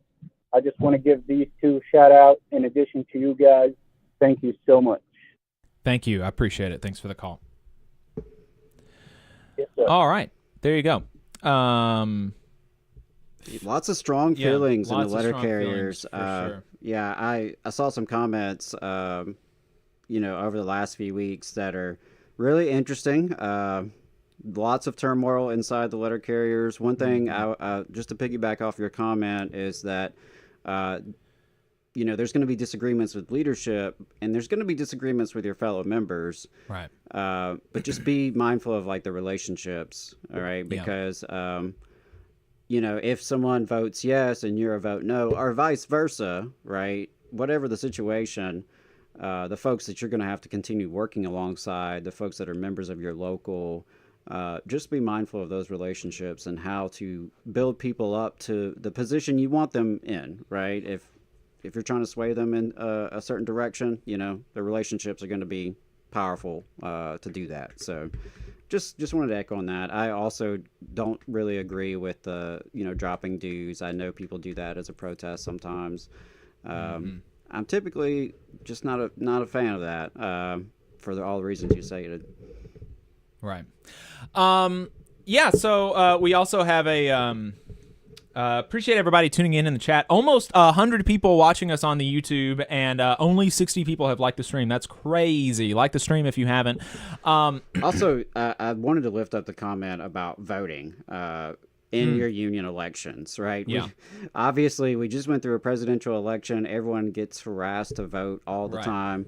But vote in your union elections. Run in your union elections. Run for union office. Like, if you are looking for something to do to make a difference in this world, in your community, in your life, get more involved in your union. Yeah. If you're listening and you don't have a union yet, that's step one, is find a union. Yeah. Get in one, start one, get involved. If you're already a union member, be engaged, because democracies are always going to be imperfect, and they're going to be reliant on the strength of its membership and the engagement of its membership. So I would encourage all the letter carriers, and it's obvious that this is happening. There's lots of organizing happening. Rank and file militancy folks are talking to each other. They're caucusing. They're building reform efforts. So that's exciting to see. I'm not sure where it's all going to land, and I'm not a letter carrier, so I don't necessarily have a dog in that fight per se, but I want to see a strong NALC. I want to see the workers have each other's back so that they can fight off privatization and any other attacks that are going to come their way in the Postal Service, because these brothers and sisters deserve a good job. It used to be a good job. It should be a good job. So yeah, shout out to all the letter carriers. Appreciate y'all's engagement. Appreciate y'all tuning in. You may not always agree with everything we say, and that's fine. But just know we're coming from the perspective of union activists, of diehard believers in this labor movement, and we believe that working class folks have to stand together. It's about that, not about party and labels and ideology. It's about working class folks having solidarity with one another, building our collective power so we can push back on the wealthy elites who run this show. Yeah, absolutely. Hypertext in the chat says, I'd love for your show to appear on iHeartRadio. Texans love that station. I wouldn't know how to get you there, but it would be a great place to expand to. Yeah, I wouldn't know how to do it either, but if you have any leads, let us know. Always happy to be on anywhere, especially if they just run the program and they don't charge us to run the program. We'd be anywhere. We're on a conservative radio station in Huntsville. We're on a black news and soul station in Muscle Shoals, and then we're on 2 community radio stations, one in New Orleans and one in Whitesburg, Kentucky. Yeah. So we're willing to be on anywhere. Yeah, but, anyone listening, wherever you're listening from, obviously we're based in Alabama. We are a Southern focused show, but even if you're outside the South, if you've got contacts at a radio station, hit us up. We would love to expand and get the message out to more folks, and happy to work with you on that. Reiterating now that we will, the next time we'll take calls is going to be at noon. We got our guest in the Zoom, so we're going to go to that. Cool. And then we got a couple of segments that we want to get to. So noon o'clock, 844-899-TVLR, call in at noon. So we've got on the line now Jessica Rentz. Jessica is a licensed marriage and family therapist, and my position is an intensive care coordinator. She does management for high-risk patients who are referred to higher levels of care or stepping down from inpatient hospitalization. She is a member of the National Union of Healthcare Workers, and she does that work, the licensed marriage and family therapist and intensive care coordinator for Kaiser in Southern California. A member of the National Union of Healthcare Workers, a union steward, and member of the bargaining committee. Jessica, welcome to the Valley Labor Report. Thank you for taking the time. Thank you so much for having me. I am really excited to talk to you. My wife is a therapist. I told you that over email. And when y'all went on strike 2 years ago, or at least I don't know if you specifically did, your unit, but other Kaiser therapists did. She was like, y'all should get him on the show. And like other things happened, and I never did, and we never did a segment about the contract and how it was negotiated. And so she was like, why'd you never have a therapist on the show? Why'd you never do that? And so here we go. So Ryan, you're welcome. But also, I'm super interested in it because, I'm a union member in a professional kind of union. I got a clickety-clack job. And the professional office work as well as healthcare work is work that a lot of people do not perceive as being union work, right? And so shedding light on stories of, professional unions and healthcare unions is something that I am really passionate about because I want people to understand that anybody can have a union. Anybody should be in a union. If you work for a wage, you need a union. And so, yeah. So really excited for the conversation. And let's start with your work your work personally as a mental health care worker and the work that your unit does. What do you do? What do your members do? Okay, so again, I'm a licensed marriage and family therapist for Kaiser, as you mentioned. My position's a little bit different, so I'll talk mostly about what a lot of my colleagues do, and what I used to do for Kaiser. So we see patients.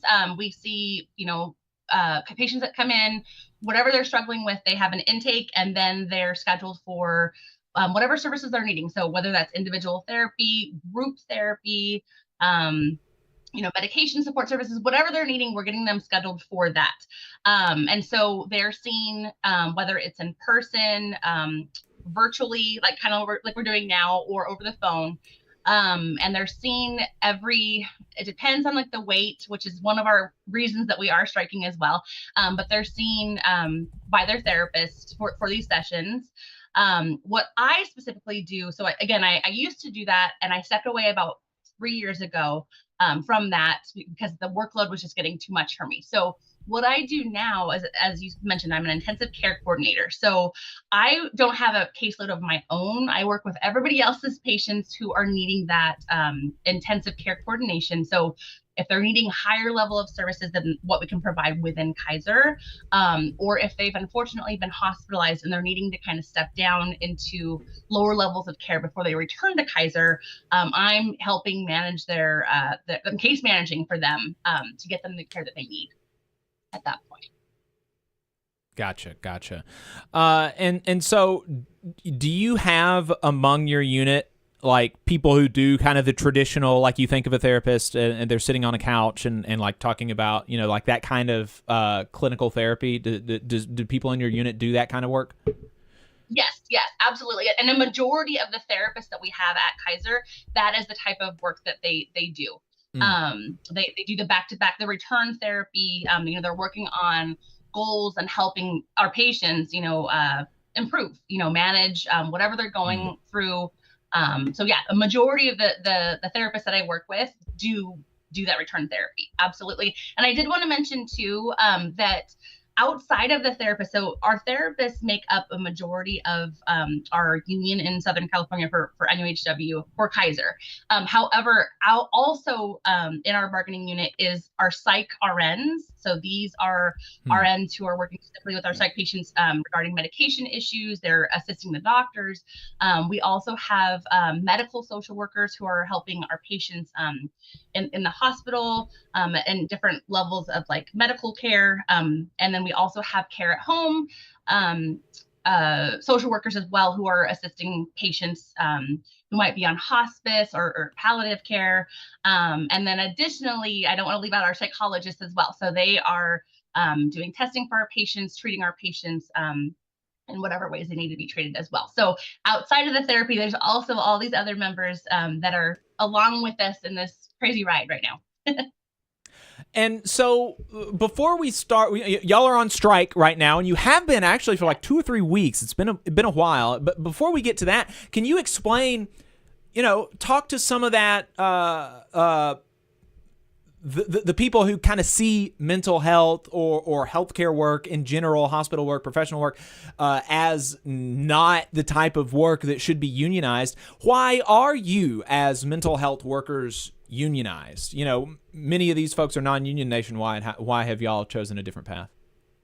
So it's extremely important, like you said earlier, it's extremely important for everyone to be unionized, right? But specifically for mental health, it's very important. One, for the reasons that we're fighting for in this strike, we're fighting for equity and parity for our patients, as well as for our workloads and for our workforce, right? So as far as for our patients, we're standing up against, Kaiser in a sense, to make sure that they're getting the care that they need in a timely manner. And so we are kind of, in a sense, the whistleblowers when this is not happening, because there's a difference between quantity and quality of care, which is what we're standing up, for. So it's extremely important to have the union involved in that. So we have that platform, that voice to stand up for these patients. And then on the other side, for our workers who are having these unfair workloads, not the time that they don't have to provide this quality of care for their patients, or just to make sure that our contract that we sit with management at and bargain for is being followed by both sides. But we're making sure that it's being correctly followed and our workers are protected. So it's extremely important for our patients and our workers to be unionized. At least here, many therapists work for like small nonprofits, not large conglomerates. I don't know if that's the right word, for like Kaiser in California. Yes. Is there a precedence in California for unionization of these smaller nonprofits too? I mean, I would say so. Yeah. I mean, whether you're working for Kaiser, like you said, the giant conglomerate, or little, smaller return mental health clinics, I would say that it's important across the board, because we're finding a lot of people that are seeing our platform, are seeing our messages as far as like the issues that are going on with Kaiser, are saying, hey, I don't even see a therapist at Kaiser, but this is also going on at other clinics. And so the importance of having enough staff wherever you work to provide that quality of care, it's extremely important. So whether you're a 5-person team or a thousands and thousands, person team, it's so important everywhere. And so you've touched on some of them already, but let's dig into a little bit more deeply what the issues are at negotiations. Y'all are obviously negotiating with a company. I don't know if negotiations are stalled or paused right now due to the strike, or if you are currently at the bargaining table. But what are the issues, and where is the union and the company on these issues?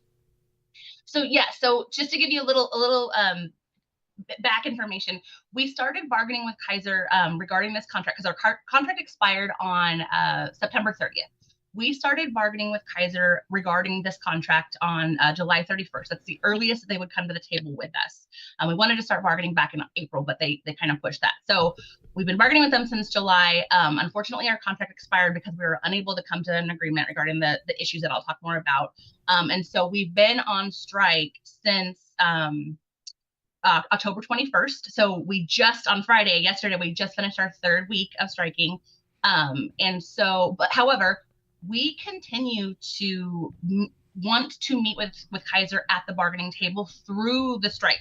Our goal is not to strike. Our goal is to come, for that agreement. So we will continue. Unfortunately, we have not heard from Kaiser in the last couple of weeks to continue that bargaining, but we're continuing to push and reach out to see when they're ready. We are ready to bargain. So the issues, though, that we're fighting for, our bargaining platform from the beginning has been equity, right? Equity for our patients, equity for our workers. We're fighting for a lot of things, but our three biggest things are equity in workload, right? So we're wanting to make sure that we have enough workers to provide that quality care for these patients.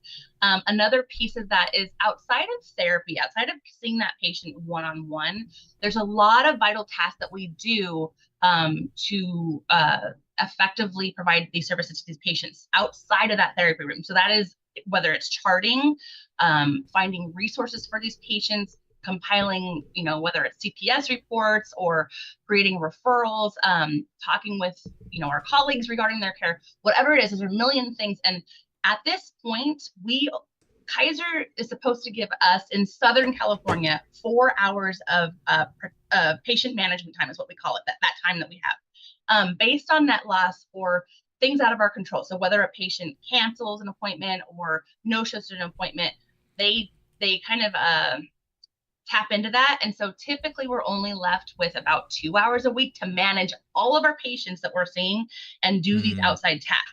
We're fighting because in Northern California, they were able to get 7 hours a week in their schedule of protected patient management time versus our 2 hours that we end up, a week. And that's very, very different. And it's extremely vital, again, to provide that quality of care. We as therapists are not about just, that assembly line. We are about that quality care. So this is extremely important. So again, the workloads and the time management. Outside of that, we're working for equity in wages, right? Equity in wages with our counterparts in our union, right? In Northern California, in Hawaii, but also equity in wages for the people that are, our same our jobs that we do, but in other unions that Kaiser has as well, that they have provided these wages to. I want to make it clear that we are not asking for anything in this contract that Kaiser has not already given to other unions or other employees under NUHW in other service, other areas. So again, it's equity. These are extremely important, to us. Right. Wow, that is crazy. They're willing to. I'm sorry. I left out one huge thing. I'm so sorry to interrupt you. The last thing of the three big things is also pension. Our pension. They back in 2015, Kaiser. 2014. Anybody hired in 2015 afterwards in our union specifically was not going to move forward with the pension. So we are fighting to get that. At this point, that's about 1,700 of us that no longer have the pension out of all of Kaiser's employees. So we are fighting to get that pension reinstated as well for all of us. Because again, everybody else has it, whether you are a clerk or a higher management, everybody else within Kaiser has that pension. And so we are fighting to get that reinstated. I'm so sorry for interrupting you. That's one of our big three things. No, absolutely. Glad you did. That really is wild that they're putting patients in jeopardy to keep things from you that they give other workers. That really is incomprehensible. And I don't mean to necessarily wrap you into this, and you don't have to co-sign it, but this is something that we have been talking about over and over with a lot of these fights, like Boeing and its importance for national security, and how they were willing to risk that to keep things from the workers that they deserve. The longshore, the marine carriers and the longshore strike. Like, these companies are being so irresponsible, and it, for me at least, raises the question of, should they be allowed to own these companies? Are they responsible enough to own these companies? Or should we be talking about something like, should we be having conversations like about nationalization, or turning ownership over to the workers, to the people who actually do the work and care about the product or service that they're performing, so that these companies cannot, leach the blood out of, in Kaiser's case, perhaps literally, out of the services and the people that they're performing them for, and the people that they perform them. It really is astounding, kind of the extent to which these companies are willing to be so greedy. So how are people reacting to the strike in the community and within the union and within the broader labor movement? So within the union, I'll start there. Within the union, our workforce is strong, right? So we were able to get, we've been talking about this, not planning for the strike, we've been talking about it since the beginning of this year, right? So what are the issues that we want to fight for in bargaining? What are we willing to do if things don't go well in bargaining, which they haven't, unfortunately? What are we willing to do to fight to get what we want for our patients and ourselves? So at that time, we had about, I want to say it was about 83% of people said, these issues are so important to me, I will fight for and do whatever it takes. And this is going on an open-ended strike to get that done, right? And so we had about, I want to say 80% of our bargaining unit has gone out on strike, and a large number continues to stay out on strike. So we are, we're upset with Kaiser. We're frustrated that we can't get back to the table in bargaining, because again, that's what we want to do. But these issues are so important for us. We are willing to stick it out and do what it takes to fight this. So we are pumped up as a bargaining unit. As far as the community, we have seen so much support from people driving by the picket lines, right, honking for us, or applauding us as we're marching through, the different picket sites. Patients have come out to the line and have spoken or picked up a picket sign and said, I am supporting my therapist, even though, it's affecting me right now. I'm supporting my therapist because this is not right. These issues are not right. This is how it's affected me personally. So we have had nothing but support from the community, our patients, and of course our bargaining unit. As far as Kaiser, we're kind of going, we've seen a lot of propaganda or different ads that they have put out, unfortunately, with untrue information, incorrect information as far as what we are asking for, what we're standing out there for, what we're striking for. And that's very unfortunate. However, it does not seem to be affecting our bargaining unit, our members, and it does not seem to be affecting our patients, because everyone's still on board for this, which has been so heartfelt and heartwarming, and just pushes us even more. That is that's crazy. They're spending money putting ads out into the community. Yes. So one of them, which I'll tell you, so how I mentioned, we're fighting for that 7 hours of protected patient management time, right? That time to do that quality care. Kaiser recently took out an ad, thousands and thousands of dollars for this ad, that said that we were asking for 19 hours of this time, which is like half of our work week, right? Again, we have gone over this, till we were blue in the face, what we're asking for, what that would look like in our schedules. I provided them templates, and they're still putting out this false information to spin that. And it's like, we're out here for our patients, please come meet us where we're at. Wow. I didn't tell you that I was going to ask you this, and so if you don't know, that's fine. But I'm curious about, in a lot of these strikes, like with Boeing, like with the ILA, these companies. Well, with Boeing, it is a little bit different. The Boeing is not financially in a super great place, although they have made the money. They have made way to spend billions and billions and billions of dollars on stock buybacks and dividends, despite being in debt, but that's not been the case for most of these companies. Like for the marine carriers that the longshoremen struck against on the East Coast, they have made $400 billion in profits in the last 3 years, right? There's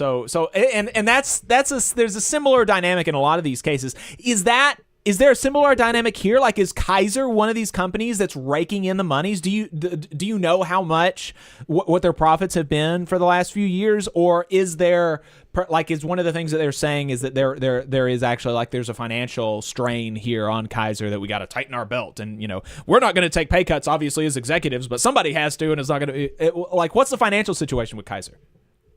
So I don't know the numbers specifically. However, I will say at the bargaining table, yes, their argument against everything that we've been trying to fight for has said, this is an economic issue. This is an economic issue. We have to look into those numbers, which I get. They're a business. However, we also know from the backside that they have billions of dollars in reserve. They are not hurting for money because in their plan to continue care for our patients while we're out on strike, they have hired on what we call, it's a term we call scabs, who have kind of other workers who have crossed the picket line and come in to take these jobs while we're out. They're paying these people $13,000 a week, as well as putting them up in hotels, transportation, food, a week. And so if they hired, I wanted to say like 300 people and the numbers they hired way more than that, but if it was 300 people, it's like $4 million a week. So while I understand from their business sense it's a money thing, they're not hurting. And they have already shown that they have done this again for other unions and other employees for Kaiser. So we're 2,400 people out there. Like, this is what we're asking for. And again, this is your patients are your bread and butter. This is why we are here as Kaiser Permanente, for our patients. So, utilize that money correctly then. Yes. Here's a question that I'm wondering about, and I think that your answer and some of the terms that you used gives me the answer that I was looking for. But just to explicitly ask it, in other strikes, the unions explicitly say, like, don't cross the picket line, like, don't work don't work the positions that we are striking right now. And I have a friend who is a nurse, who is generally, like, very, very pro union, but she's like, if nurses strike, and nurses should strike if they need to, but like travel nurses should be able to, perform those jobs during the strike without, like, social ostracization or something like that. And now I wonder, actually, she works in California now, if you can believe it, for a union hospital, and she really loves the union, and she's, like, all about it, and this was a long time ago that she told us this, so I wonder if her opinion has changed. But when you have healthcare workers striking, is that a common ask, or do healthcare workers, do your unions have kind of a different public stance about scabbing, or is it, or do you perceive it as a really bad thing to scab, even if it is a healthcare strike? Yeah, so we have the same stance, right? We to us, scabbing is, look, we are out here again fighting to improve that care, the care for our patients, right? That is extremely important to us. Yes, we know that in the short term, unfortunately, us being out is affecting our patients. However, the more people Kaiser brings in, the scabs, the longer we're going to be out here and not dealing with these issues. So it's, while people think, well, I care about the patients and I'm going to go in and, do this or that, I understand that, but listen to what we're fighting for, right? And join us in that, so we can get back to the table quicker and fix these issues that we have been saying for years has been, affecting our patients. So join us in that. I guess it's short-term pain for long-term gain for our patients specifically. Right. So, and that's kind of what that's kind of what I told her, when we had this conversation years ago. It's like, well, I understand where you're coming from, and patient care is important and all that, but if nobody scabbed during a nurses strike, then it would be over a lot quicker, right? And so, the scabs are performing a harmful they're doing harm, actually, because they're both to the workers and to the patients, ironically enough, was what I said, and she didn't really buy it, but yeah. So I always had a question about that for nurses union, so appreciate you answering that. So Can I add? Sorry, yeah, I was just go going ahead. to add to, from what we've heard from scabs, as well as some of our other employees that have not never came out to the strike line at all. We have heard that they're not making that big of a difference anyways. They're not providing these patients therapy. They're just doing minimal check-ins with these patients, I guess, for safety checks, but they're not really doing much in there. And a lot of them have actually seen what we are dealing with on a day-to-day basis and have called it quits already and said, for this, I can't do this. It's not working for me, and I've left anyway. So it's not really working out for Kaiser anyways, unfortunately. Well, there you go. Are there any indications that Kaiser is getting close to buckling? It's very hard to say. We know that they are affected by this. We've seen, again, we're from patients, from workers that are still working within on the inside. We're hearing that the wheels are falling off. It's not going well inside because they need us. They really do need us. Again, these people are not qualified to come in and do the work that we were doing, the back-to-back work. So the other thing is that they met with the Department of Managed Healthcare, came down last week and met with Kaiser to see what their plan was to manage these patients, because again, they're still supposed to be providing these services and should have had a better plan for this. And DMH has found out that their plan is not that great.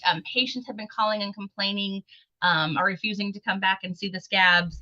So their plan is not really going well. So they're not budging as far as coming back to the bargaining table with us yet, but I know that their plan is not working on the inside, and I can't see how they can sustain staying out much longer or keeping us out much longer.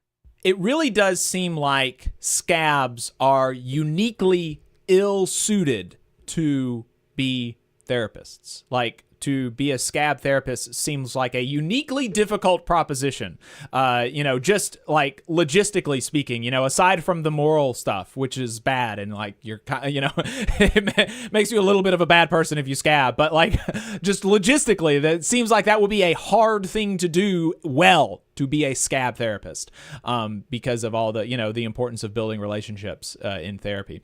So, as we round out, I'm interested in what you would tell non-union therapists and other mental health workers about the value of unionization in your field of work.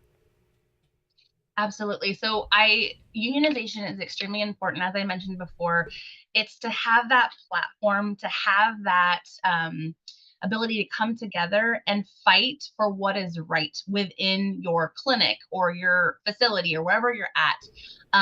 It's a ability to stand up to the corporation and fight for what is right. And again, we have these platforms, we have political allies. We are able to get this message out there within being in this union. We stand together, and it's extremely important, whether you, again, are a 5-person agency or thousands and thousands of workers. I really recommend being in that union, again, to fight for your patients and to fight for yourselves and make sure that your workload, what you're doing is you're protected. You're protected, and it sustains you, right? The turnover rate within Kaiser is incredible as well because of what is happening. And so we're able to work on these issues and have people support us, our union staff to support us. So I would say it's extremely important. Do it. Unionize. All right, there you go. Jessica Rentz, therapist at Kaiser, member of the National Union of Healthcare Workers, steward and bargaining committee member. Thank you so much for your time. Is there anything else that you want to make sure that you leave our audience with before we let you go?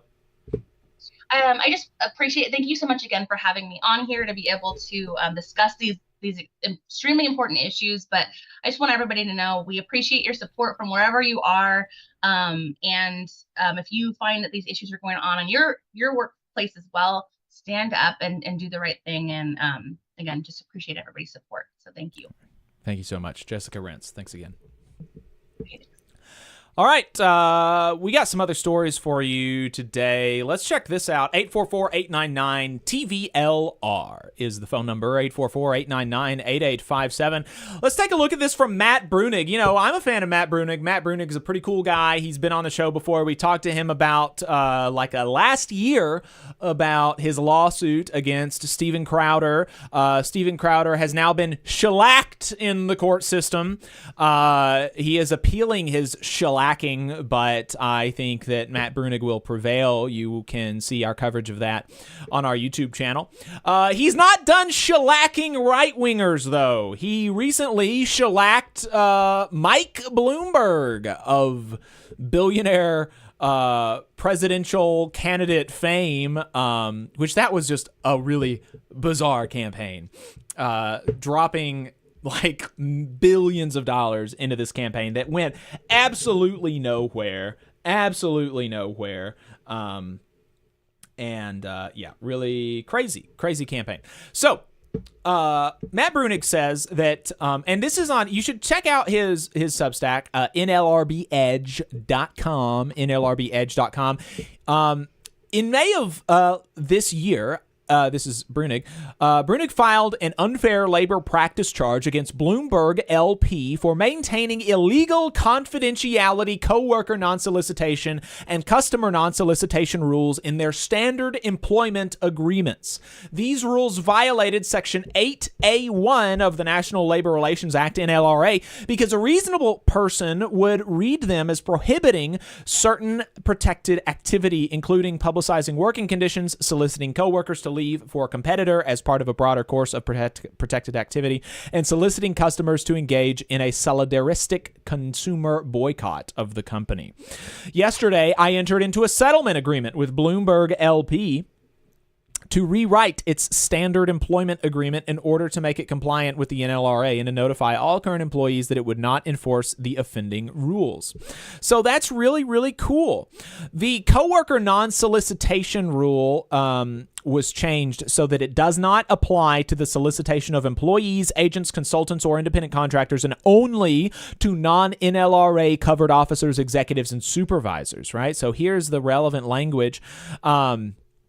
For a period of 3 years from the date of employee's employment with the company terminates, the employee will not induce or attempt to induce any officer, executive, or supervisor. And then they deleted employee, agent, consultant, or independent contractor of the company from, talking about the company's working conditions. So that's really cool.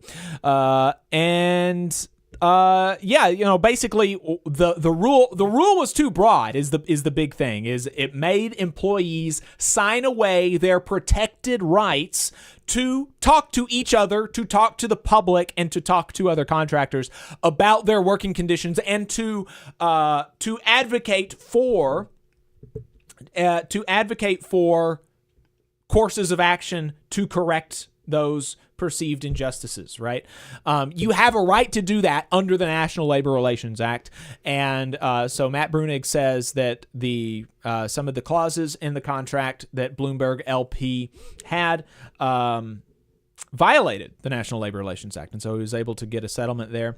The thing that's really unique about this case and interesting and that Brunig calls out about the case is that he says that the most interesting thing about this case to me is that I was able to get these changes to the Bloomberg LP employment contract without ever revealing the identity of the person who I was working for.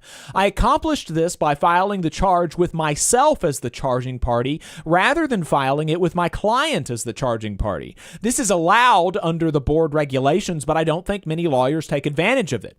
The value of this should be obvious. If an employer does not know which of their employees is behind the charge, they cannot retaliate against them. Thus, it is possible to get your employer to comply with the NLRA without incurring any personal risk. Of course, the strategy only really works in cases like this, where it is a challenge to an illegal employer rule or statement, because in other kinds of cases, the identity of the affected employee is necessarily revealed by the allegations. But still, even if it is just for these kinds of cases, being able to offer anonymity, at least during the pre-complaint stage where most cases settle, is quite valuable, and I think more lawyers should do it.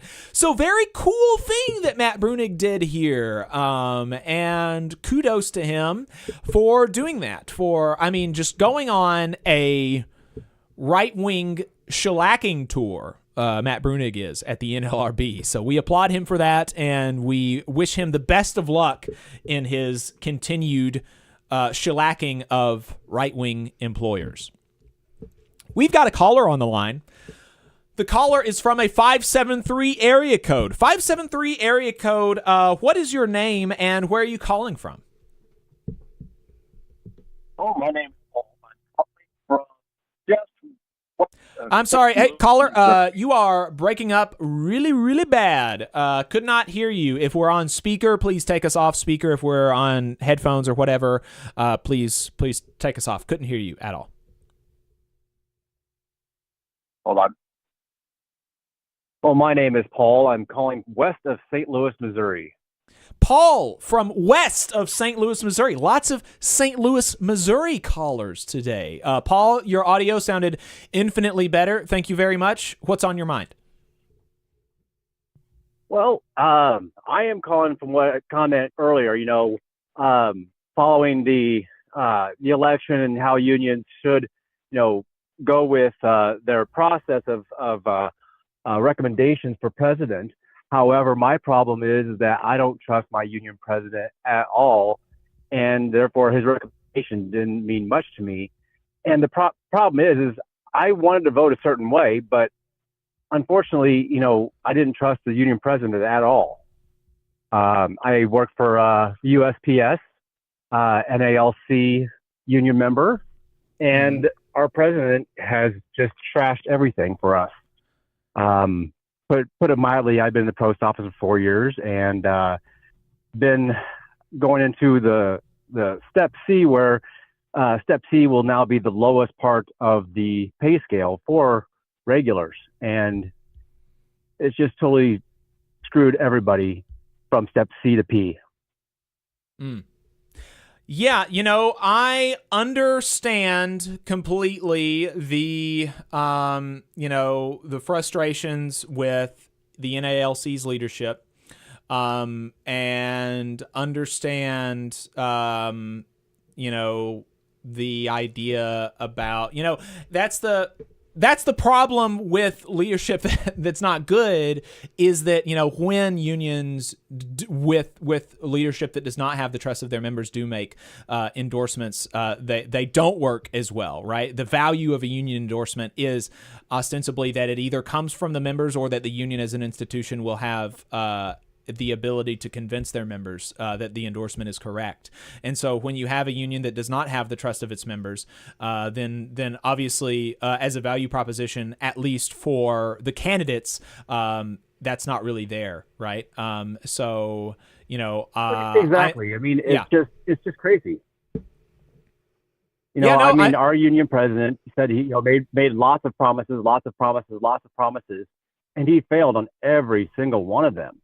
I did all the calculations, and as it turns out, I'll get, if our TA is ratified, which, a lot of us are saying no, I will see $1.36 increase over the first year.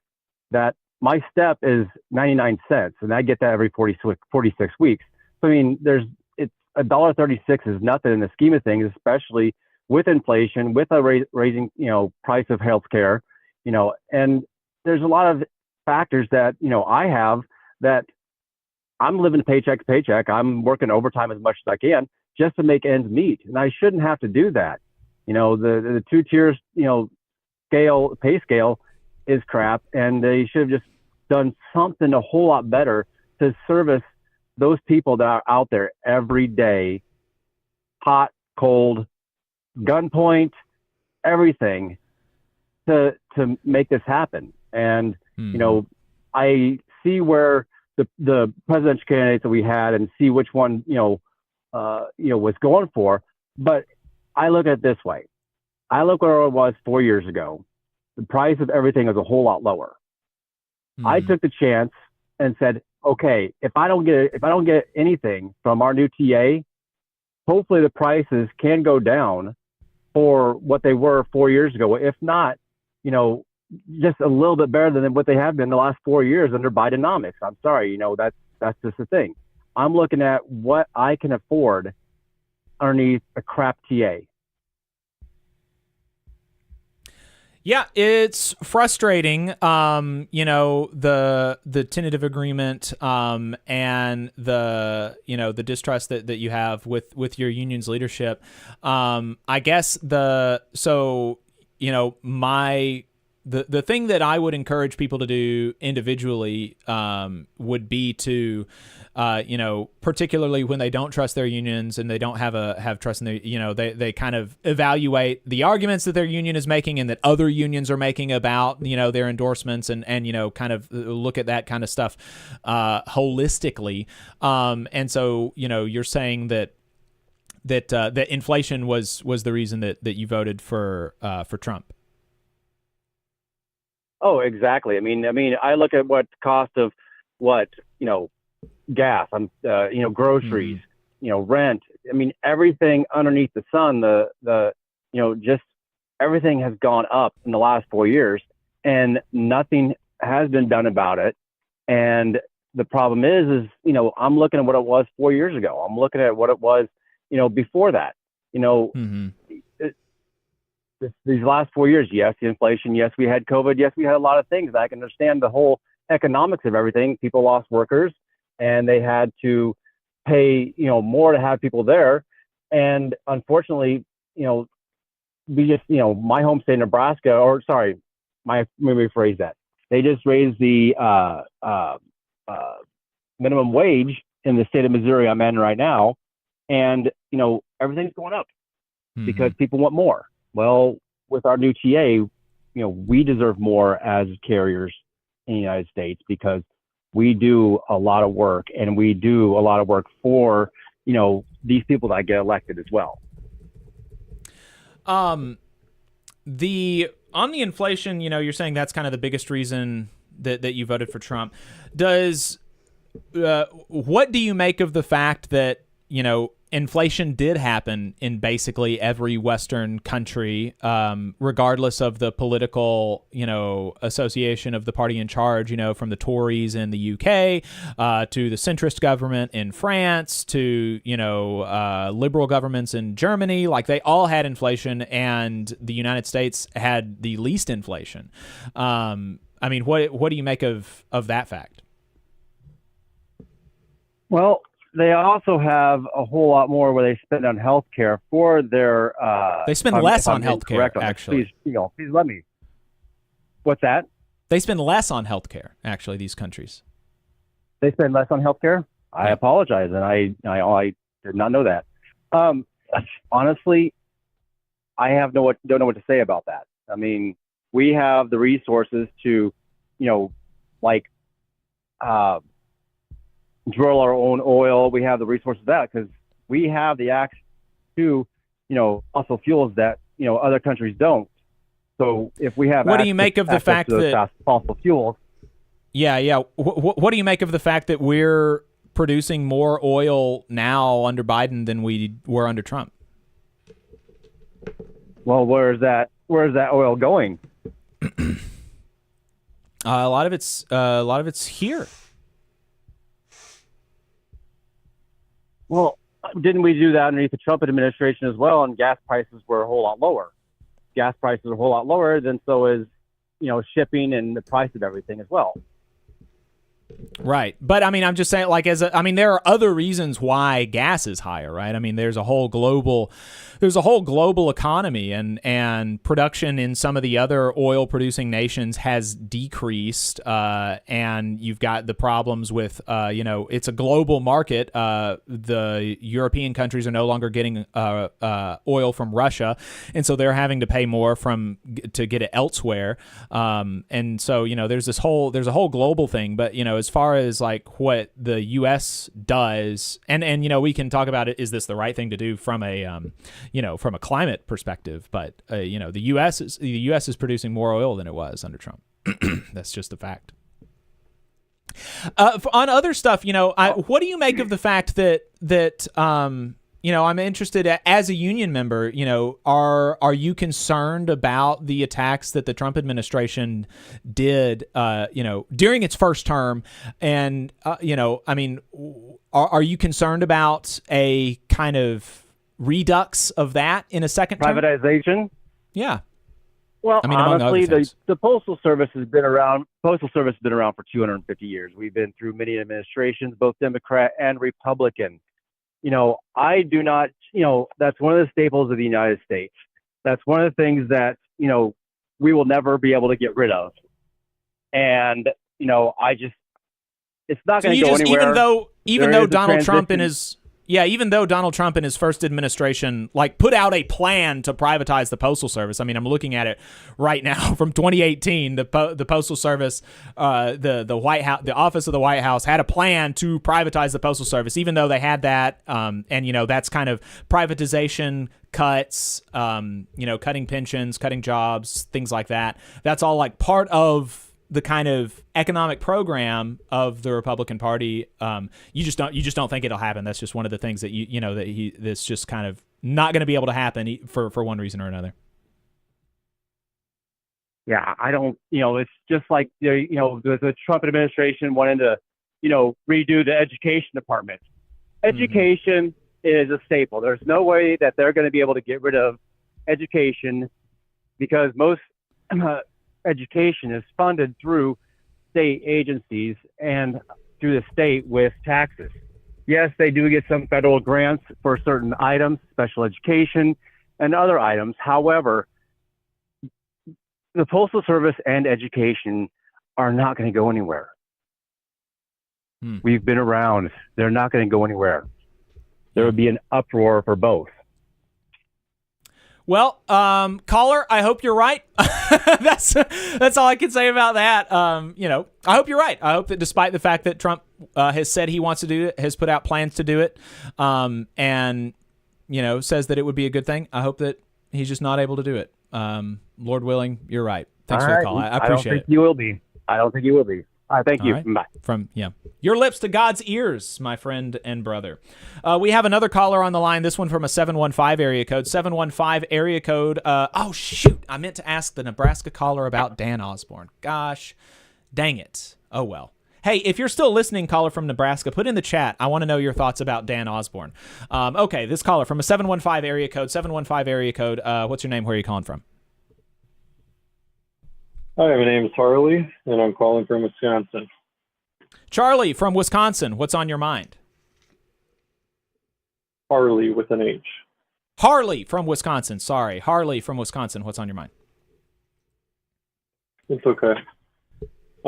Basically, I want to talk about what that previous caller just talked about and some of the things that you were saying and things you were saying earlier in your show today. Mm-hmm. For one, Trump isn't going to make the post office private. If he was going to make it private, he would have done it when he was president. It also takes Democrats and Republicans to make it private. Trump can't do it alone. Okay? And also, we don't produce more oil under Joe Biden. You're wrong on that. Well, I'm not, actually. But just really quickly on the privatization thing. Yes, you are. I'm not. Yes, you are wrong on it. Yes, but you are. on the privatization point. Joe Biden canceled the Keystone Pipeline when he became president. He stopped the Keystone Pipeline. You're wrong. That is, Harley. I don't. You seem emotional and upset, and I hope that we can have I hope that we can have a discussion. But I'm not wrong. I'll calm down. I'll slow down. We'll take turns. Yeah, that was one pipeline that Biden did stop the construction of. There was no oil going through the Keystone Pipeline. So the fact that this pipeline that was under construction, that was not built, no oil was going through it, that did not affect oil production. And there were other things that have gone through. And it is just the case that if you look, on aggregate, the United States produces more oil than we did before. So, we can have debates about the Keystone Pipeline. We can say that was right or that was wrong or whatever. But on aggregate, it is just the case that the U.S. produces more oil. But on the privatization front, I understand that I understand that it is true that you do have to have, you would probably have to have at least the Republican Party. If the Republicans take the House, I wonder if you could push forward a privatization plan under reconciliation through the Senate. I don't know if you could or not. I don't know if you would have to overcome the filibuster or what, but you do have to get more than Trump on board. But, I mean, privatization is part of the Republican economic program generally. Like, that is just something that Republicans and sometimes Democrats too, we should not have any illusions about either party, but sometimes Democrats are like, quiet about it, or they say it like reluctantly, and Republicans will say it like excitedly, and that this is a good thing. But the Trump administration did in 2018 put forward a plan to privatize the Postal Service. And if there is a trifecta and they are able to get this through reconciliation, again, I don't know. I would have to check that. I don't know about the Senate rules or whatever. But, I mean, that could happen. If I were to bet, I don't know if it would happen. I would probably bet, if I had to bet, that it would not happen. I would probably bet that they will not be able to privatize the Postal Service because of some of the reasons that Joel talked about earlier in the program, because of the postal unions and the backlash that it would pursue. But I think it is scary to empower a person who would want to do that, and a person who comes from a party that does that. We just talked about last week how, Florida Governor Ron DeSantis has done this SB 256, which has been decertifying unions without elections left and right. And at the University of Central Florida, where a groundskeeping union was decertified, those 400 jobs have been privatized, and those workers will no longer be contributing to their pensions, and all future workers will not get a pension, right? I mean, that is terrible. That is 400 people's lives that have been really upended by this policy that the Republicans support and that Trump supports. Yeah, as for your claim on Ron DeSantis in Florida, I'd have to dig more into that because I trust Ron DeSantis, and I know he's the best Republican governor, actually the best governor in the United States as well. He did the best with COVID as well. But pivoting back to the Keystone Pipeline for a second, it would produce more oil. Joe Biden did cancel it, and many other regulations to produce more oil in the country. We are producing less oil. We are dipping into our reserves. We cannot make good deals with Saudi Arabia and other countries because of Joe Biden, Democrats, and their trading conflicts in Ukraine. And that canceled another pipeline for natural gas to flow from Russia. So there's been a lot of problems created with the Biden administration that Democrats do. Now going back to the NALC, Trump thought of an idea of privatization. He just wanted to come in and think how to reform the post office or help fix its loss of billions of dollars under a law from 2006 that would pre-fund 75 years worth of retirement health benefits. So that the Democrats we overturned. Have issues from way back. The Democrats repealed that law. For what? They just repealed it. They took away the pre-funding mandate. The Republicans had an opportunity to do that, and they did not, right? I'd have to dig more into it, but regardless, though, the post office has, an operating revenue that's billions of dollars, and we're losing billions of dollars as well. So, yeah, but it is true that the pre-funding mandate was put forward in 2006, and just to illustrate the absurdity of it for people, and it was pushed by, that was done under Bush. It did have some support from Democrats. More Republicans supported it than Democrats, I think. But it required the post office to set aside the revenue to pre-fund retiree health care for 75 years into the future. No other organization does that. No private company does that. No federal agency does that. They did that specifically to make it look as if the post office is in debt so that, and this is conjecture, but I think this is what happens, so that then Republicans can point to the post office and say, look how in debt it is. Let's privatize it so that we can bring it out of debt, even though they are the ones that saddled this agency with so much debt to make it. I mean, it's the sabotage of public service is kind of the MO of right-wing governance. But yes, the pre-funding mandate was very bad, and I am thankful that one of the few things that the Biden and Democrats did over the last 4 years was repeal it. Well, Biden wasn't president in 2006, but still Yes, going he to Project repealed it. 2025 as well. Yeah, they repealed it in like 2022. Go ahead. Yeah, the pre-funding mandate was signed by Bush in 2006, and it was repealed by Biden and the Congress in 22, 23, something like that, fairly recently. Yeah, and going to back to when you were talking about Project 2025, you falsely claimed that Republicans and Donald Trump have this plan called Project 2025. July 30th, 2004, Trump campaign statement on Project 2025.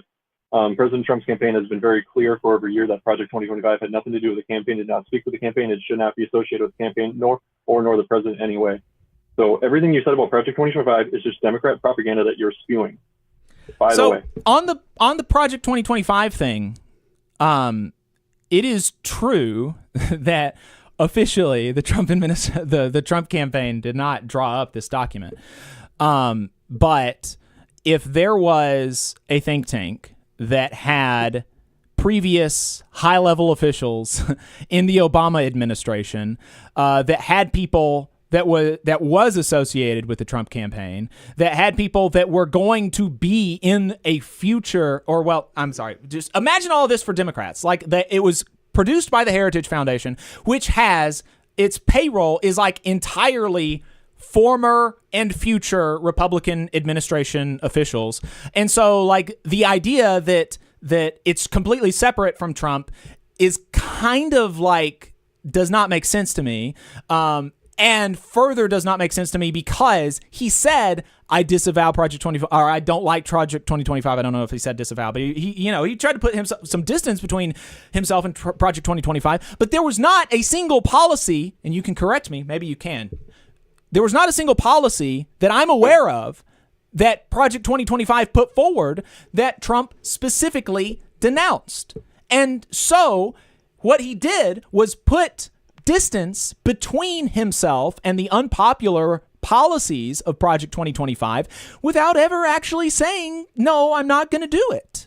And that, I think I do not trust politicians that much, I guess. I don't take their word for it that much. I have to see a little bit more concrete kind of commitments to oppose some of these problems in Project 2025.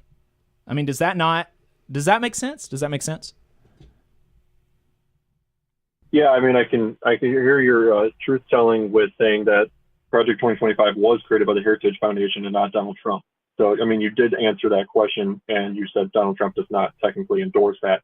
But is there certain things within the bill he's not denouncing? What, is he supposed to go over every single one? Come on. So he just says it entirely as Project 25. I do not endorse the whole, as a whole. And then pivoting back into NALC and why we shouldn't endorse a presidential candidate creates this argument. Here we are. This is stupid, okay? The NALC should just focus on House bills like it has on its website. Protect Our Letter Carriers Act, HR 7629. There's Social Security Fairness Act. There's Federal Retirement Fairness. You need Republicans and Democrats. So if you're going to endorse a Democratic president, as a union member myself as an NALC, and I know many coworkers of mine who voted for Trump, but we're not looking at it like I should vote for Harris Waltz or Joe Biden at the time because this will ensure my job security and safety. No, we're not looking at it like that. It's a broad picture of the economy, the border, wars, just way more. The education in our schools, what's happening with trans, indoctrination. It's a wide range. We're not going to just stand behind our union at the top because it's better for the job. And that's a lot of opinion based because you need Republicans and Democrats to pass House bills to improve the job at this job in particular, because it's a federal job. And we're gonna need to get close to wrapping it up. I see we've had you on for like 10 minutes, and so, but I agree that unions should have a broader view of politics than just what's good for my individual members at this short period of time. I do think that we should be looking at the conditions of the working class broadly, and we should be allies of the working class broadly. And I think that means being on the side of workers who are immigrants, workers who are LGBT, and other things like that as well. I think that it's important to be on the side of those folks against attacks that look pretty scary. I'm married. I am hoping to have children at some point here in the future, and being in Alabama, where abortion is outlawed and it with a similar law that has killed women across the country is very concerning. The idea that that my wife could be, you can leave the state.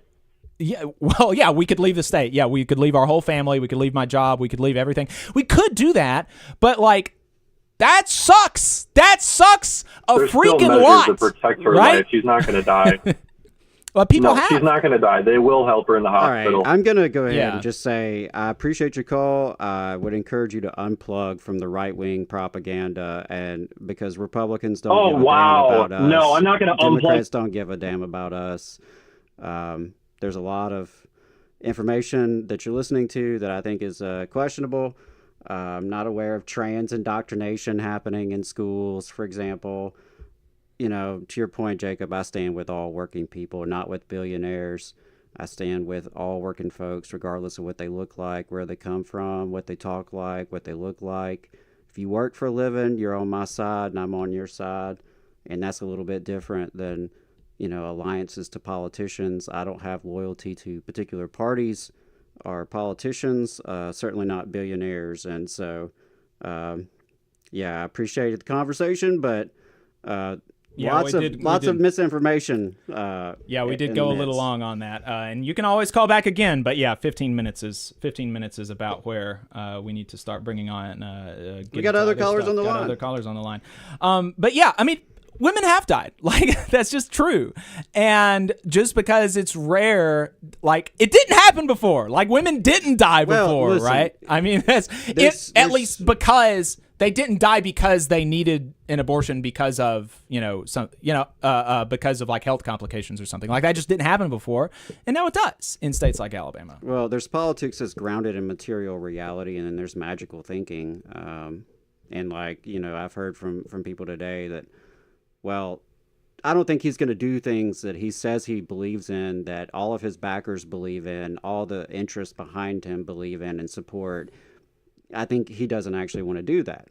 Yeah. Or he won't be able to do that because other people will oppose him. He'll try to do this, but other people will oppose him. And so there you go. But what about the fact that it's bad? Right. Right. That is kind of a point, that if someone wants to do bad things to me, I'm concerned about that.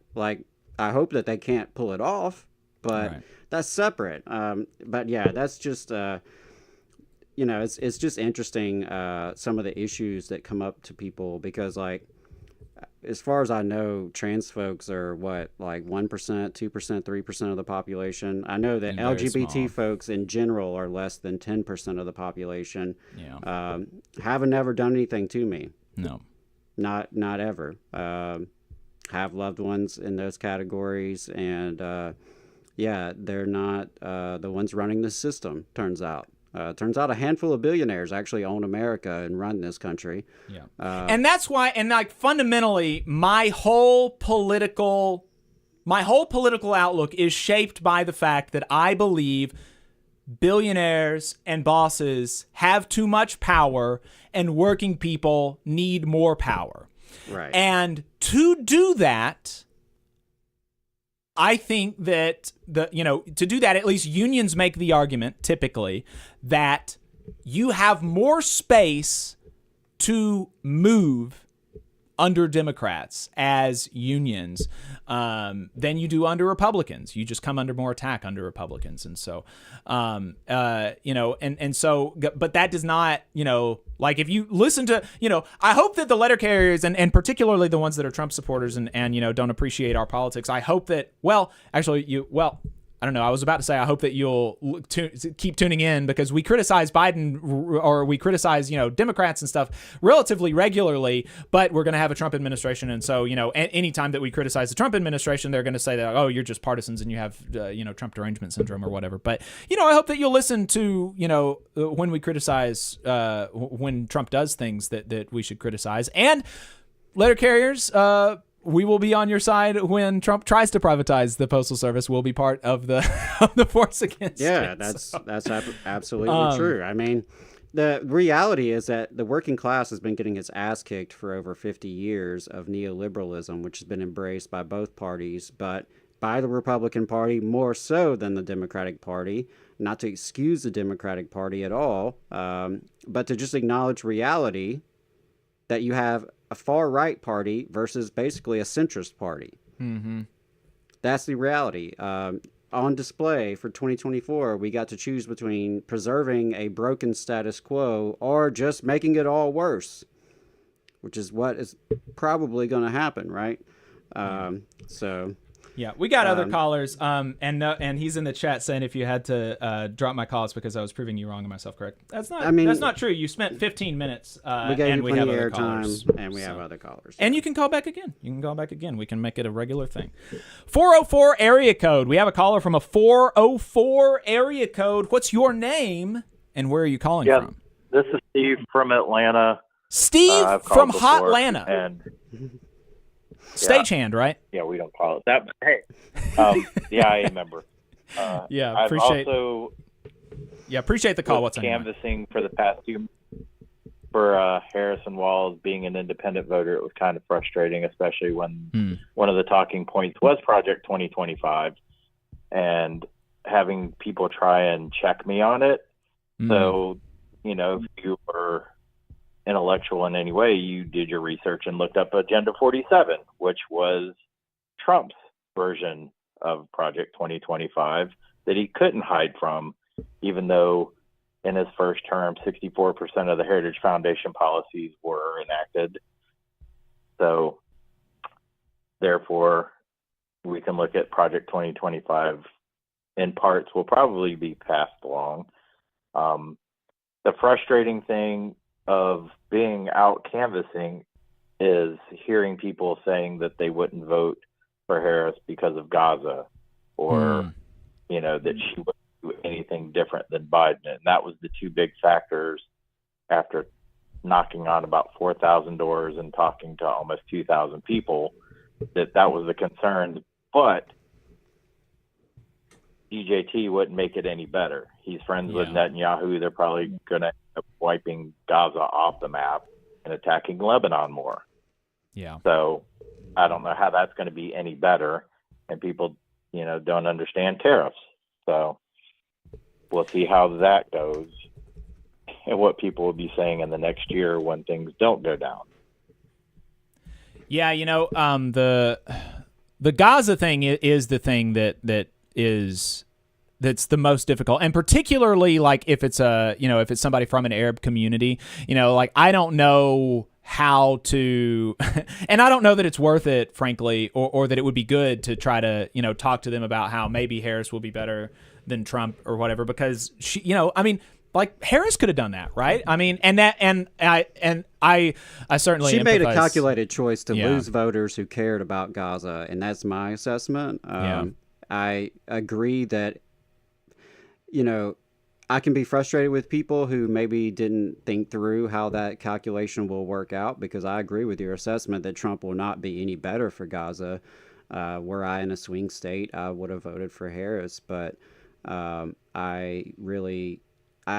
feel like the campaign abandoned voters who were passionate about that issue, and they could have at any point made even the slightest movement towards our direction. I mean, I think the people are with us in opposing this genocide, and I know the majority of unions are pretty vocal about this. And so, Yeah, that's a very frustrating issue, and I do blame, the administration and the campaign because they campaigned on continuing genocide, and some people aren't going to like that. I'm sorry, that's going to be a red line for some people, and we can argue about whether that's a smart choice or not, or a wasted vote or non-wasted vote, but that's a respectable position to say that genocide is a red line for you. Yeah. I mean, that is a fair enough position to have, I feel like. And so, but yeah, really appreciate the call and appreciate were there any other takeaways. any other interesting observations from knocking on doors in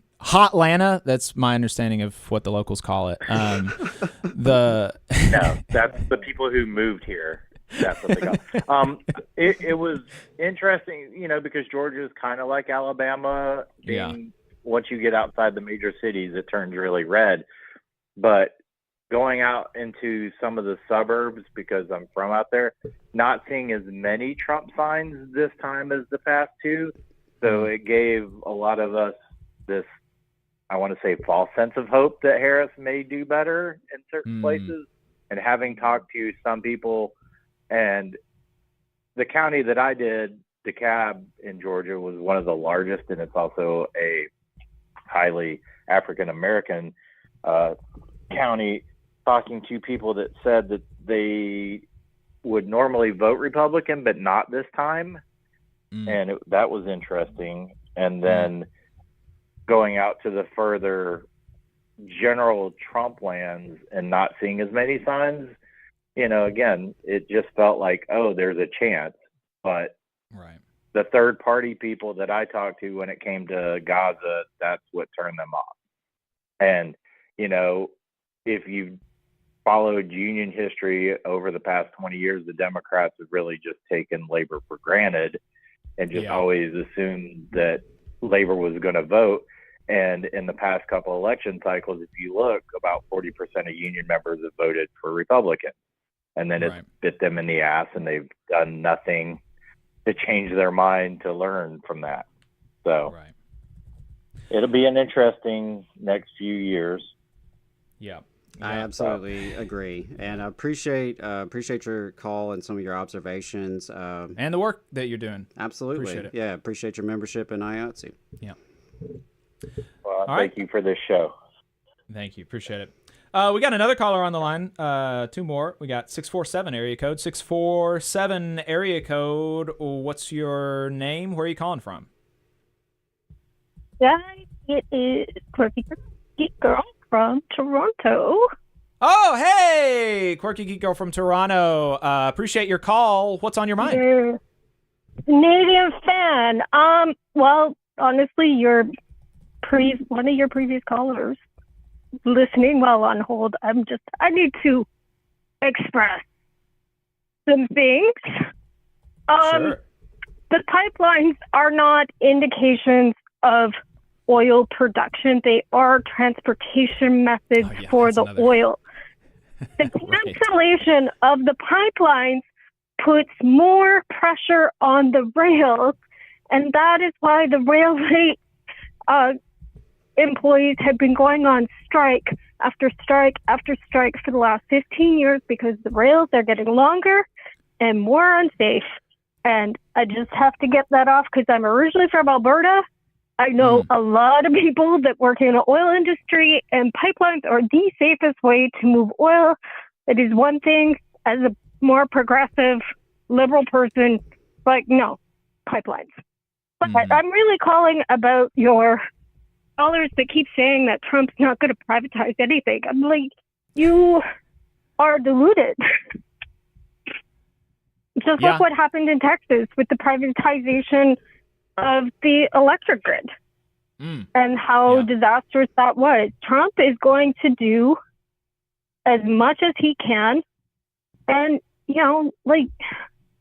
there's no more billionaires hiding in the background. Elon Musk on stage in a radio conversation, saying we're going to fire union employees. I do not understand people. And honestly, I'm more terrified that once they put in the cabinet that the billionaires choose, J.D. Vance and that cabinet are going to 25th Amendment Trump's ass, get him out, and J.D., who wrote the forewords to Project 2025, is going to be president. And that is a terrifying thought. Certainly concerning. Absolutely. Yes. Because it wouldn't take much. Because also, he's old. He's losing his marbles. So they could absolutely justify within a year or two of getting rid of him. And then the man that was funded through his entire adult life by Peter Thiel is going to be the man in charge. And that is terrifying. I mean, the federal Canadian election is next year, and it is going to be as horrific as yours. And like walking to the blank, because the last time the Conservatives were in charge in Canada, it was a nightmare, especially since climate change has gotten worse. The biggest thing that they did was they silenced any government scientist from speaking to the press. So without permission, you could not contact anyone that received any kind of government funding who asked them questions about climate change without government approval. And the government didn't issue approval. And that is scary if they put in that kind of rules in the EPA or anything like that. Or they can only talk to Fox, something. So it's these insidious little rules that they can get away with without any oversight that you really, really need to watch out for, because the Canadian Conservatives were just as bad as the British when they were in power. And the only thing with the Trump is that they are now allowed to say the quiet part out loud all they want.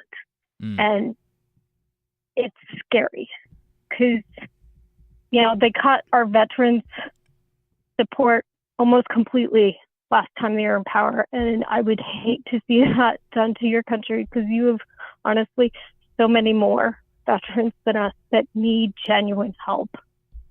And I'm really sorry that this is happening. I really enjoy your show. I got in through the majority report almost 7-8 months ago. And just, you're my casual Saturday morning-ish viewing while I just hang out and play video games. So keep up the good work. I really enjoy your full, solid reporting, not just in America, but in Spain and Europe and here and everywhere. And have a good one. Appreciate it. Thank you so much. Yeah, I really appreciate your support. Yep. We have another caller. This one from our territory, 256 area code. 256 area code. What's your name? Where are you calling from? Hey, man. This is Jacob Jones from chat and the area. Jacob from the area. Yeah. What's on your mind? What's on your mind? From North Alabama, but a few things on the caller that called a couple moments ago. Them blaming trans people at the end of their screed is to me a clear indication of argument lost when you start backing into that corner, because I've never once in any of my confrontations as a union assistant VP have I ever had a confrontation with any trans person. They have all been business-minded boss people. Yeah, you're telling me the people who are making the lives of your members worse are not trans people doing it because they're trans? That's crazy. Yeah, no, it's never happened, not once. I'm sure that many other union VP/stewards could say the same. No doubt. But additionally, if you look up at the makeup of both of these parties, because I want to be clear, I hate the Democrats. I abhor the Republicans. I particularly hate the Democrats after this election that they, basically entirely threw the working class under the bus. They didn't talk about abortion once. They didn't talk about any issues that matter to working class people hardly at all. We got Kamala on stage with Dick Cheney, a war criminal, literally palling around with him and his daughter for months, saying that, we need to have the most lethal military in the world. It's like, we're spread all over the place. Don't we already? And I wouldn't classify that as a good thing. The destabilization and everything that we cause across the world, that leads to the immigration that everybody's mad about, the mass migration, immigration. I will clarify. Immigration itself is not a bad thing, but these mass migrant crises, we cause those with our imperial endeavors, and that's something that is not covered enough, I don't think.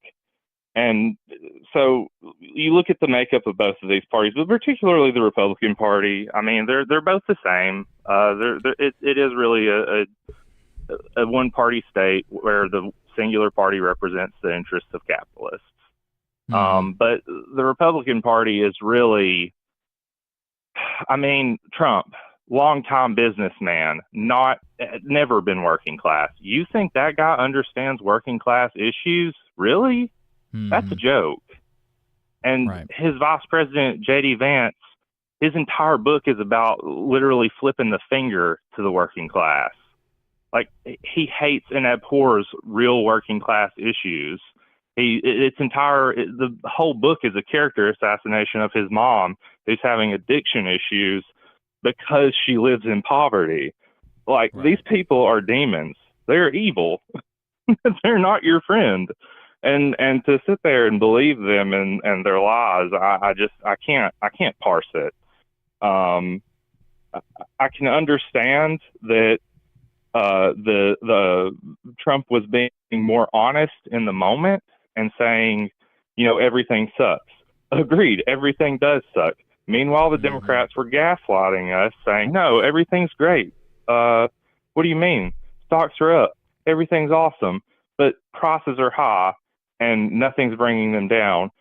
People generally feel pretty miserable right now. And to sit there for months on end and parrot neocon talking points, ignore working class issues, and say everything's fine, you're going to lose.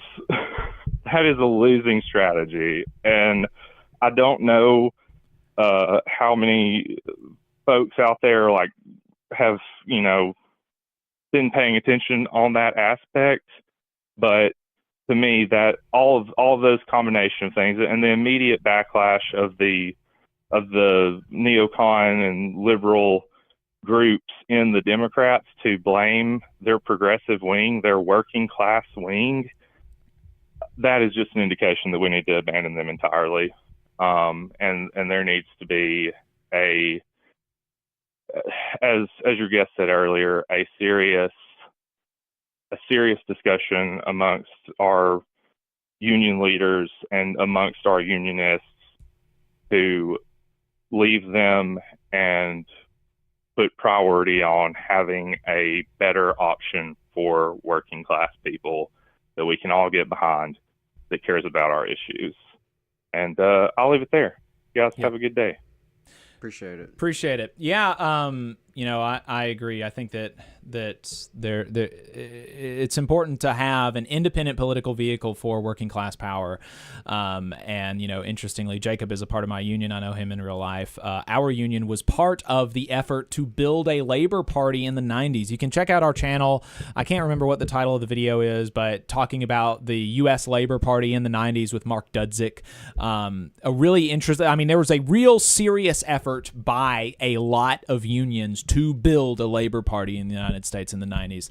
Obviously, it didn't work, but there are some lessons that we can learn from that, what to do and what not to do, I think. So, check out our conversation with Mark Dudzik about it. No more calls today. Appreciate everybody taking the time to call in. I do want to spend, and we're not going to spend as much time on this as I had planned, because we wanted to let folks call and hear what they had to say. But I want to make sure that we get to this. And also, just one more thing on the calls. Somebody in the chat had said that, they feel like, these are for sure like just Democrats.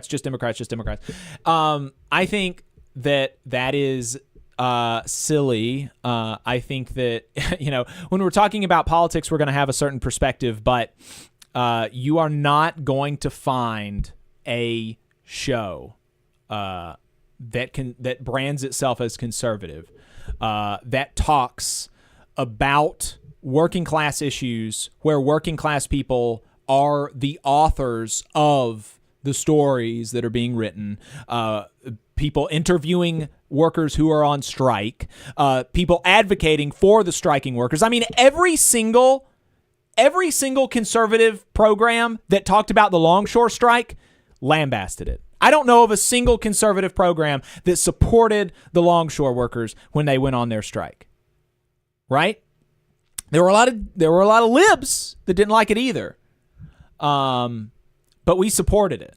And we support workers whenever they go on strike, and we support unions, and we talk to people involved in those struggles. You are not going to hear a conservative radio program talk to railroad workers about their contract negotiations. You'll hear that here. You are not going to hear conservative talk programs talk to government workers about the work that they do. We do that here. You're not going to hear any of that kind of stuff. We are very unique in particularly the audio space, I think. So whatever you do think about our politics, we are going to be continuing to talk about the post office and defending it from attacks, and we'll be talking to postal workers when those attacks, I think, inevitably come. And the people like Steven Crowder, that some people that are in our audience, at least right now, people like Steven Crowder are not going to talk about it. They're not going to defend the post office from attacks.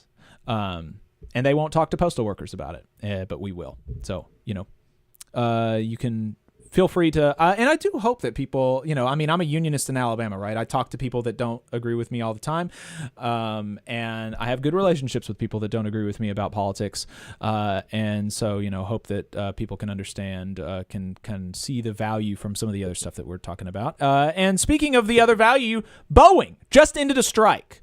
Boeing just ended a strike in the Pacific Northwest. 33,000 machinists went on strike against Boeing. And they just ratified a new tentative agreement that contains industry-leading 43% compounded wage increases.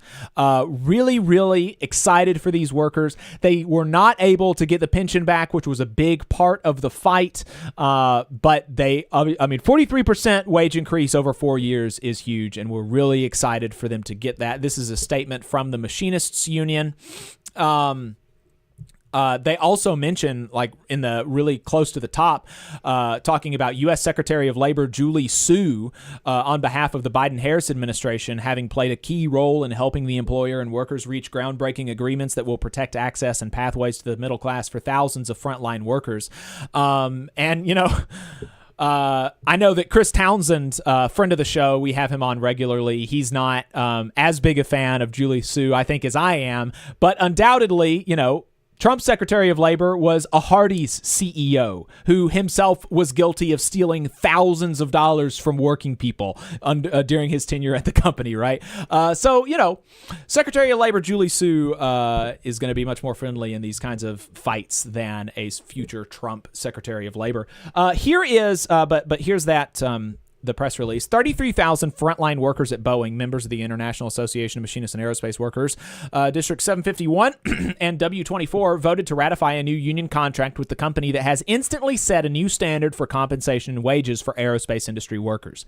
The deal followed a vigorous strike lasting nearly 2 months by workers in Washington State, Oregon, and California that made international headlines and drew widespread public support and bipartisan political support. The new contract includes, like I said, a 43.65% compounded wage increase, 38% before compounding over the 4-year life of the contract. In recent weeks, acting U.S. Labor Secretary Julie Su worked on behalf of the Biden-Harris administration to help restart and reach a positive resolution to negotiations that had previously stalled. John Holden, former guest on the program, and president of IAM District 751, and Brandon Bryant, president of IAM District W24, issued the following joint statement. Working people know what it's like when a company overreaches and takes away more than is fair. Through this strike and the resulting victory, frontline workers at Boeing have done their part to begin rebalancing the scales in favor of the middle class, and in doing so, we hope to inspire other workers in our industry and beyond to continue standing up for justice at work.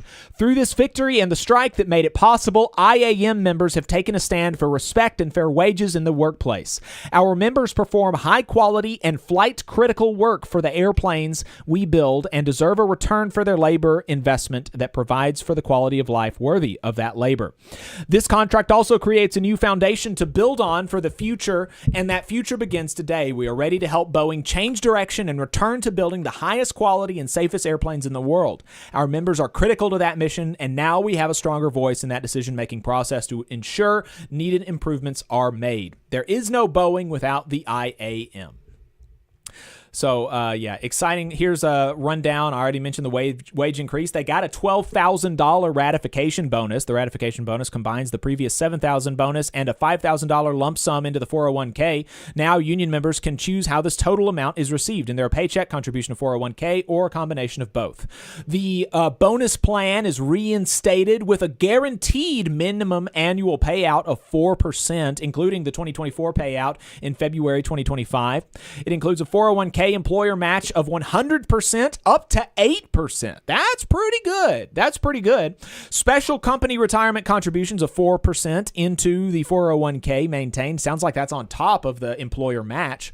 $105 pension multiplier per year for those vested in the pension plan. Call-in language back to the current contract. New long-term disability plan and big improvement to short-term disability plan. Healthcare cost containment. Improved overtime rules. Key job security provisions and increased minimum rates that now increase with COLA increases. So really excited for our sisters and brothers in the Machinists Union, and looking forward to seeing them defend their contract, because as we're seeing with the UAW, these companies, even though they sign agreements, they do not want to live up to them, and it is going to take a fight to make them live up to the agreement.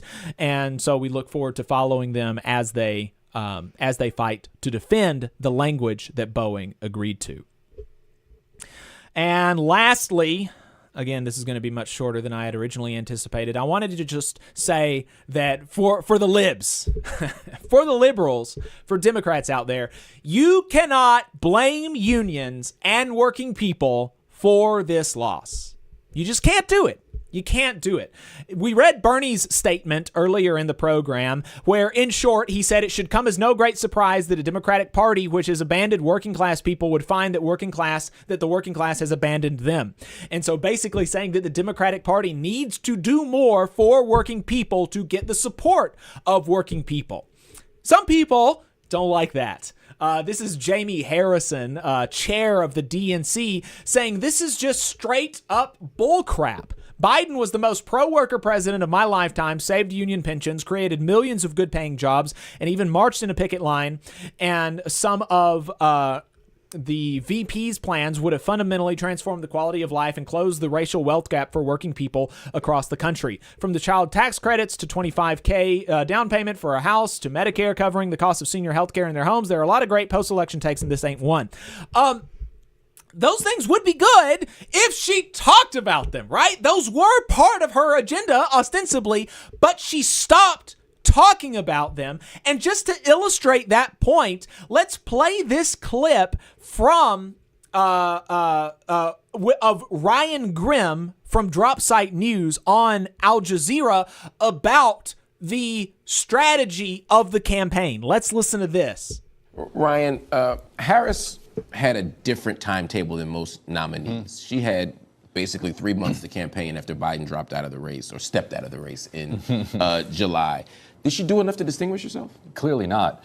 Democrats chose the one person who had the hardest time distancing herself from the number one because she was the number two. That was a choice.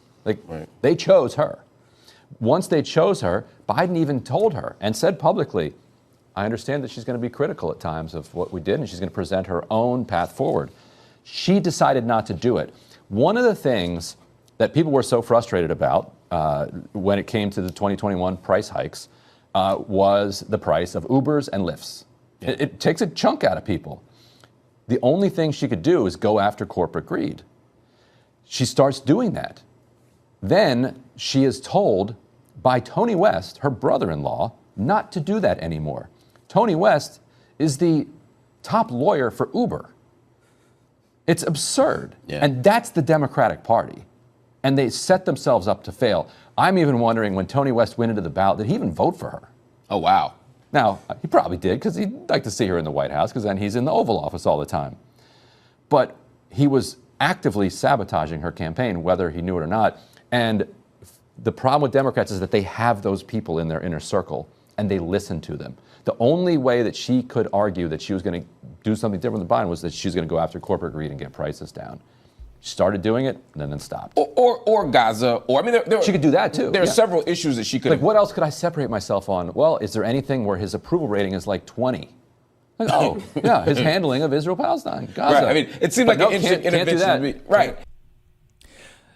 So there you go. You know, you see, if you follow kind of the trajectory of the campaign, she started out with a higher polling more highly when she was talking about some of these economic plans that were officially on her, that were officially part of, the campaign. But she stopped talking about him on behalf of, these, on behalf of people who work for Uber. Like, not an Uber driver, an Uber executive. Zaid Jilani, who is a pundit, mentioned that Jamie Harrison also is a former lobbyist for the Podesta Group, who worked on behalf of arms companies, who has never held in his life a single elective office in government anywhere. And it's just like, that's so crazy that you can point to the things that she left on the floor in her campaign as she starts talking more about, like, how great Liz Cheney is. It just doesn't make any sense. James Surowiecki, who is an author, contributing editor for Fast Company and The Atlantic, and an editor at the Yale Review, says about Bernie's statement, "This is ridiculous. Biden was the most pro-labor president in 60 years. His stimulus plan was targeted to get people back to work. Working class people saw their real wages grow faster than any other group. Dems did not abandon the working class. The working class abandoned them." And you can say that there were improvements made for working people, particularly for union members during the Biden administration, while also recognizing that nothing fundamentally changed, which was, if we care to remember, a Biden campaign promise to donors. Nothing will fundamentally change. And that happened. Nothing fundamentally changed. And so, when there are fundamental problems in the American economy and nothing fundamentally changes, and you have this period of high inflation, what do you expect to happen?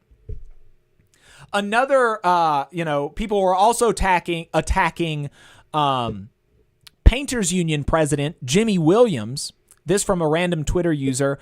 What a freaking cop-out that got a lot of likes, which is why I'm it's not like just a 5-like thing. What a freaking cop-out. I hope Trump follows through and guts all unions. Ostensibly a liberal, remember?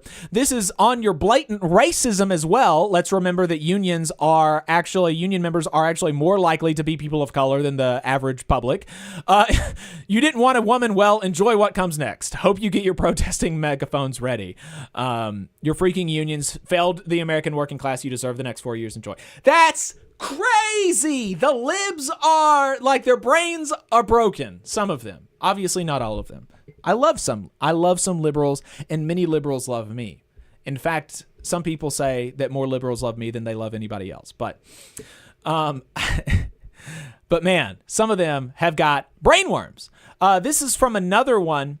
This is George Eaton, a senior editor at the New Statesman. Again, this is another liberal kind of thing.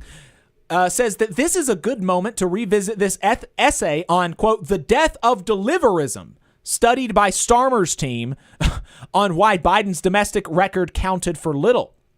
Deliverism, let's remember, is the idea that if you deliver for a group, they will deliver for you. If you deliver for a group as a politician, they will deliver for you in terms of votes. And so there's this idea of deliverism. If we do good things for working people in unions, then working people in unions will support the Democratic Party. But it was not fundamental, and there were a lot of problems with it. David Dayen for the American Prospect responded to this article saying that in the opening anecdote of this article about the death of deliverism, the authors are mystified by the lack of enthusiasm from working class parents for the monthly child tax credit checks passed in the American Rescue Plan.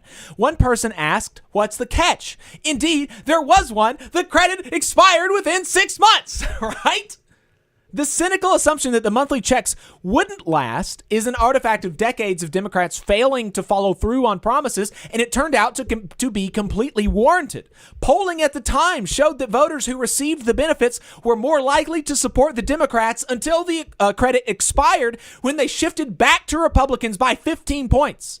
Yes, and this is continuing in the article, yes, you can thank Joe Manchin for that almost entirely, but the point is that it's not surprising that a temporary policy did not flip voters. And that temporary policy represented actually the temporary improvements that people got from the American Rescue Plan and things like this.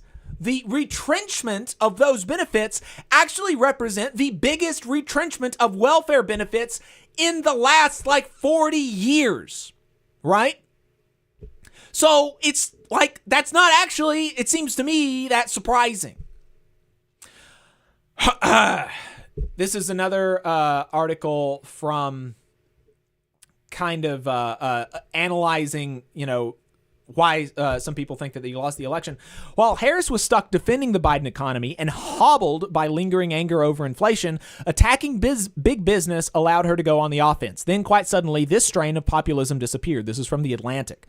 One Biden aide told me that Harris steered away from such hard-edged messaging at the urging of her brother-in-law, Tony West, Uber's chief legal advisor. To win the support of CEOs, Harris jettisoned a strong argument that deflected attention from one of her weakest issues. Instead, the campaign elevated Mark Cuban as one of its chief surrogates, the very sort of rich guy that she had recently been attacking.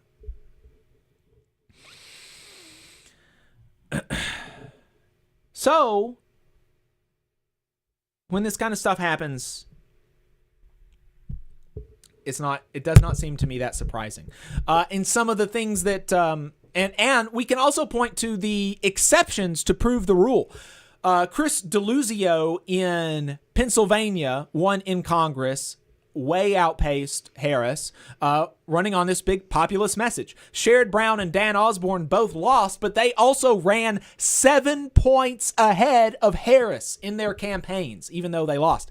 If Harris had gotten 7 points more nationwide, this would have been the biggest Democratic sweep ever, right? Claudia Sheinbaum in Mexico, the new Mexican president from their socialist Morena party, won the election by higher margins than AMLO won in 2018, despite having been incumbents during this period of high inflation, because they did huge fundamental things for working class people.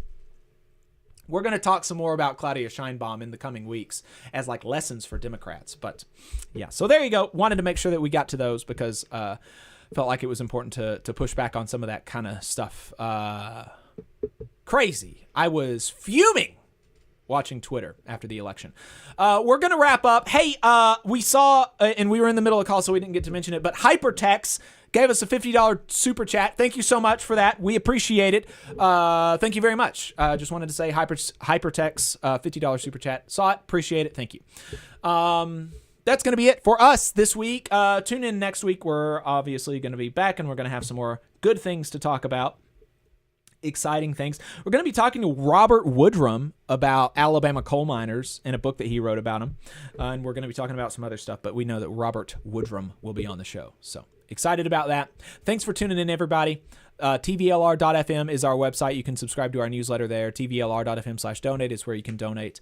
Anything else, Adam, before we go? No, that's it. See y'all next week.